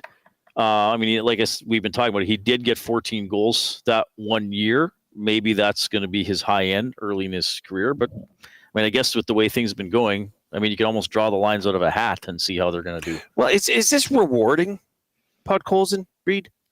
And saying, look, I like your physicality on the third line. Let's put you up with some finishers or some players with a little bit more touch to see if they can awaken that scoring. But then the flip side of that is, just to play devil's advocate, is it punishing Jeff Skinner, who actually scored last game? Absolutely. Then is that quote unquote fair? And we both agree sports ain't fair. No, but it's a weird one for sure. Skinner's with Henrique and Brown. I haven't minded Brown's game for the most part. No, and he's playing with some energy. And if we should touch on a couple positives with all the doom and gloom. The PK came through against Calgary. Finally woke up and killed off some penalties. Here's Knobloch on putting Hyman, Draisaitl, and McDavid together. I think so that they're all feeling it. Have the puck and are making plays. Right now, for any skilled player or any player in particular, when you get that first goal assist, it makes you feel much better. And, just hopefully that they can, play their best playing with our best players.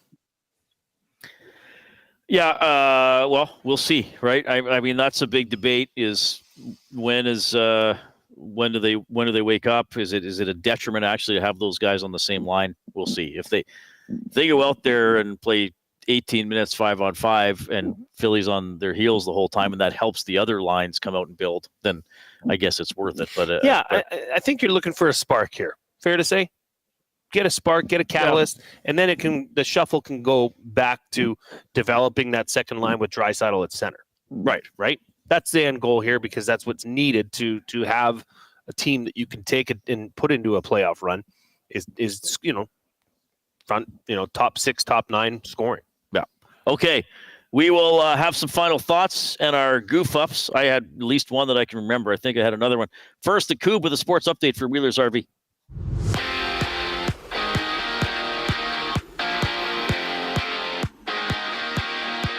It's Matvey Michkov and the Flyers taking on the winless Edmonton Oilers. Tune into the GCL Diesel Oil Stream pregame show with Tom Gazzola and Hernan Salas live at 7 here on Edmonton Sports Talk. Right now, the Canucks lead the Lightning 1-0, while the Capitals Golden Knights are tied at 1 apiece. It's scoreless between the Devils, Hurricanes, and the Panthers and Blue Jackets near the end of the first. And just a moment ago, puck drop between the Wild and the Blues went.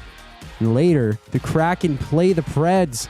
The Sharks meet the Stars, and the Flames hold host to the Chicago Blackhawks. Vernon Adams Jr. will get the start this week for the BC Lions when they take on the CFL leading Montreal Alouettes. Tom Brady has now been approved as a minority owner of the Las Vegas Raiders after agreeing to a partnership 17 months ago. With the agreement, Brady becomes a 5% stakeholder in the franchise. And elsewhere, Cam Akers heads off to the Vikings in exchange for a 2026 7th and 6th round pick. Before the trade, Akers had 40 attempts and 1 touchdown for 147 yards in a Texans uniform. Giants star Andrew Thomas is visiting with a foot expert, Dr. Robert Anderson, with his status to return this season now up in the air. It's Yankees Guardians in Game 2 of the MLB Championship Series, with the Guardians looking to tie the series at 1-1.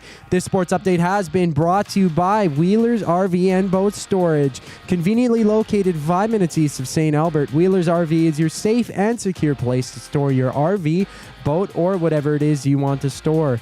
Visit them at wheelersrvstorage.com to take advantage of their limited time offer. Buy 6 months and get 1 free. Go to wheelersrvstorage.com today and get your storage needs taken care of.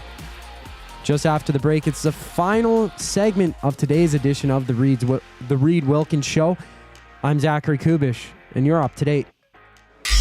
Wake up with the Nielsen Show with Dustin Nielsen and Lieutenant Eric. Weekday mornings 6 to 9 on EdmontonSportsTalk.com.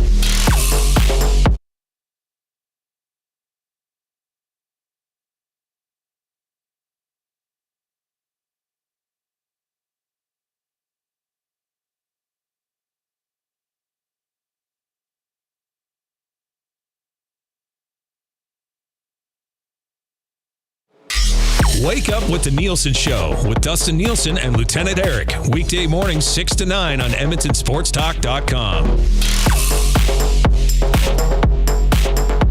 Looking for a winning strategy for your retirement? Contact me, Joaquin Gage at K4 Financial, where expertise meets dedication. I will always look for a careful approach to your retirement, ensuring your financial future is secure. From tailored strategies to clear, actionable advice, I'm here to guide you every step of the way. Don't leave your future to chance. Get in touch with me, Joaquin Gage, today at k4financial.ca or email joaquin.gage@k4financial.ca to start planning for a brighter future and a more secure retirement.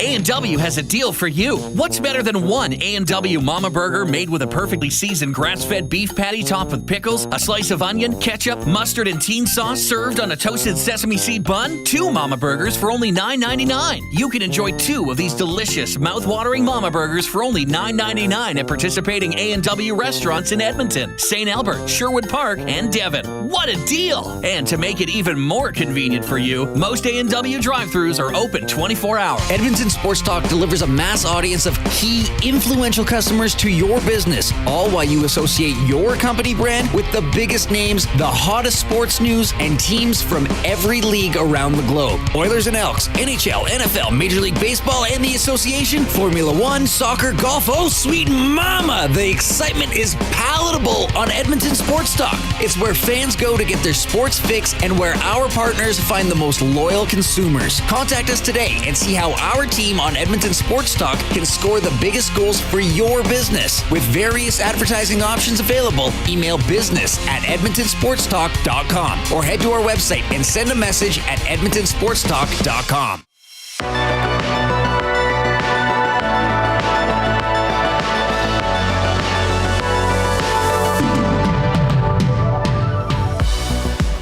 We are back with the Reid Wilkins Show live from Sit and Sleep come on down to Sit and Sleep. You can see them here, 9738 19th Ave. Coming for a pressure point scan using cutting-edge technology. Sleepologists can identify the perfect mattress from you. And right now, you'll get free local delivery on any mattress over $5.99 and receive a bamboo cooling mattress protector. Ooh, nice. Have you ever had one of those things? I have not. That'll change your life.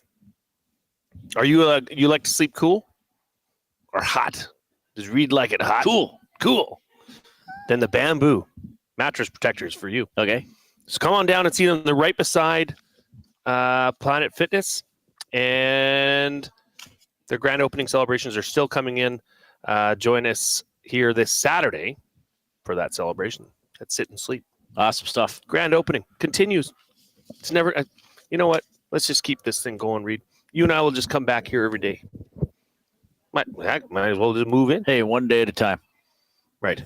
And less in the nasty chat. Email business@edmontonsportstalk.com.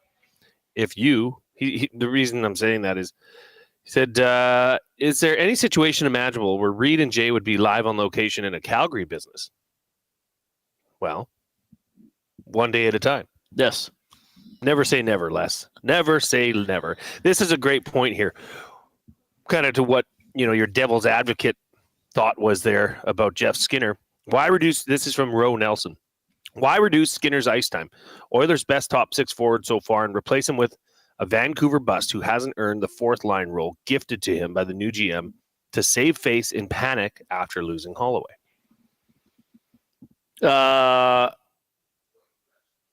Yeah, that's a defensible argument. Do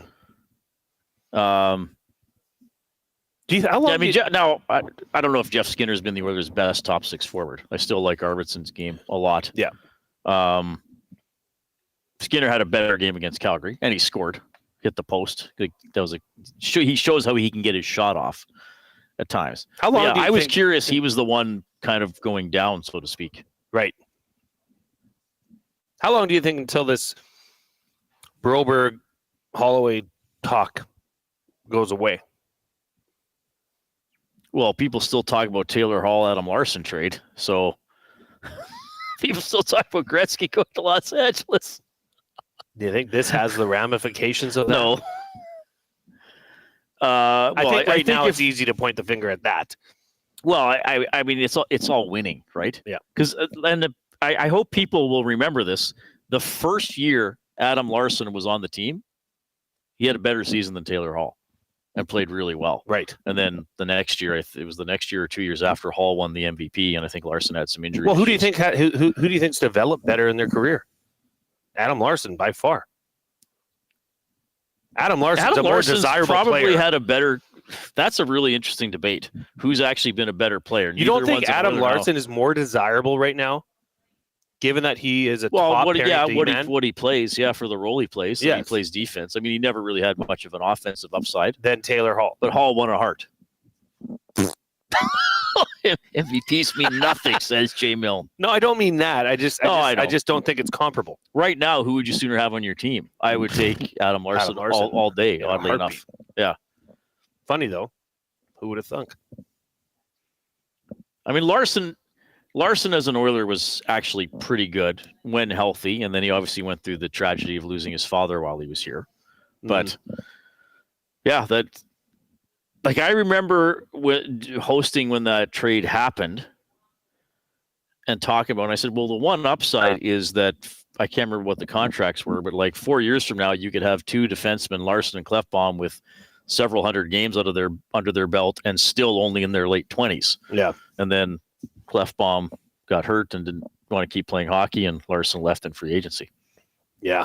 But it was a bummer. Bit of a bummer turn but there. that first year Larson was on the team, I was like, oh man, I didn't realize this guy was this mean, because he was kind of right.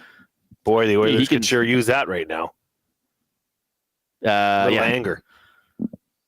Yeah. Well, but again, is it anger? I guess it's part of it. There's an emotional actual anger. But I also think the emotional void is because they're just so they're worried so much about trying to complete one pass. It's like they're just so they're so not on the same page. That's probably like well, I can't go in and body check somebody because I'm not even sure if I'm playing my position properly. That's what they look like. This is the time when your defensive coordinator would say, just go light somebody up. Right. Anybody. I don't care. Well, that I understand. Do it. Well, and that's what I wonder. And we, Rob and I used to have this debate, and sometimes fans would say, well, they should never carry the puck in. They should always dump it in. I'd be like, well, I think McDavid, you want to give the green light to do whatever the hell he wants with his zone entry. But having said that, I almost feel like they're at the point where it's like just cross the red line and slap it in diagonally to the far corner. And put a body on it, see if you can muck it up. Yeah. Yep. Because they're so, and again, it's the big guys too. They're lacking fluidity in terms of trying to pass the puck into the zone. And as I referenced earlier, there has to have been half a dozen times each game a player was in the slot in position A and tried to dish off to a guy on the wing. Yeah. And I know I can't see what they're seeing. I know the goalies are big and good. They're worried about a shot being, but I'm thinking like, my God, just put it on the net. Yes. I mean, Perry's goal, the one that counted, would have gone into the far corner. Yeah. But he put it towards the net that it hit the defenseman's leg and went in. Get it in there. Just create some chaos. Or like sometimes it's those types of goals that get you going, and you start to think, oh, okay, yeah, finally we got one in, right? You can't just wait for a 3-on-1 to score or a perfect slap shot under the crossbar. You got to get it in there and muck around a bit. I'm eager tonight to see how the Oilers come out in the second period. Because you think the first period will be fine? They've been best in the first period in all three games. It's went downhill from there. Yeah, I guess the Chicago game too. For some reason, I remember that one the least, even though it was more recent than the Winnipeg game. Right. And but here's the other thing too, and this is what happens to teams when they're in a funk. And I've seen it in Edmonton, and I've seen it with other teams. It's not unique to the Oilers. When they give up a goal, how big does the hill feel? Yeah. And I know in past years, the Oilers have had stretches where they haven't started games well, and they'd give up the first goal, and you'd feel like, oh, it feels like it's 4-0. Whereas when the team's playing well and they get scored on, you feel like, whatever. They'll get it back and more. Which is kind of the vibe that you had. You got the sense that that's what the Oilers had, right? But right now, when they get scored, like even when Calgary tied it the other night, it's like, oh, it's tied. Oh, now what are they going to do? Yeah, know. Which is so backwards to what the Oilers fans had become. I guess. Well, I was spoiled with watching, despite the fact of 2-goal deficits that weren't anything. Yes, and that's the thing. Despite everything we're talking about and the lack of confidence and the muddled up play and last year's start and being down 3-0 in the Stanley Cup final, I think if you look at the big picture over the last couple of years, they're not a mentally weak team. They have recovered. They have won big games. Play 16 in a row. It's most of the same team. It's most of the same. Yeah, team. but you start to realize the importance, or not the importance, but I guess the severity of taking pieces out of that locker room and introducing new pieces. Yeah, fair enough. Right, that might throw the chi off a little bit. Yeah. Just whether it was the energy of whoever, could have been. Or they got CC it. They got whoever. it figured out and rolling and working, and this might take a little bit more time to develop now. GCL Oil Stream pregame show is at 7 with Tom Gazzola and Hernan Salas. Brad Malone is on tonight. They'll be back after the game as well for the Oil Stream postgame show. That's at 7 o'clock here on Edmonton Sports Talk, your clear choice for Edmonton Sports. Goof ups. I got a tomato and a potato mixed up. Usually it's potato, tomato. I actually mixed up. I was eating potatoes yesterday, but I said I was eating tomatoes. Yes, I had that one noted for you. I said that the Panthers came out to an 0-3 start last year, or to start last year. It was actually 0-2. Then they went to 2-3 in their first 5. Yeah, that's fine. But nonetheless, it was just suggesting that some of these teams may have a little bit of a hangover after going to the Stanley Cup Finals and losing. All right. The Coupe was perfect. Thank you to everybody at Sit and Sleep for Yeah. having us down again. South Edmonton Common, their grand opening festivities continue until through to Saturday. Yes. Okay. Actually, I believe it's till the end of the month here. End of the month. Sorry. Yeah. Okay. All right. Thanks to Zach Kubish for his technical work and sports update delivery. He's back at the Edmonton Sports Talk Global Headquarters. On behalf of Jay, I'm Reid. Enjoy the game tonight. Get to know the winners, props, plays, parlays, and more with Nielsen and Hustler. Weekday mornings at 11 on The Lock Shop. Only on EdmontonSportsTalk.com.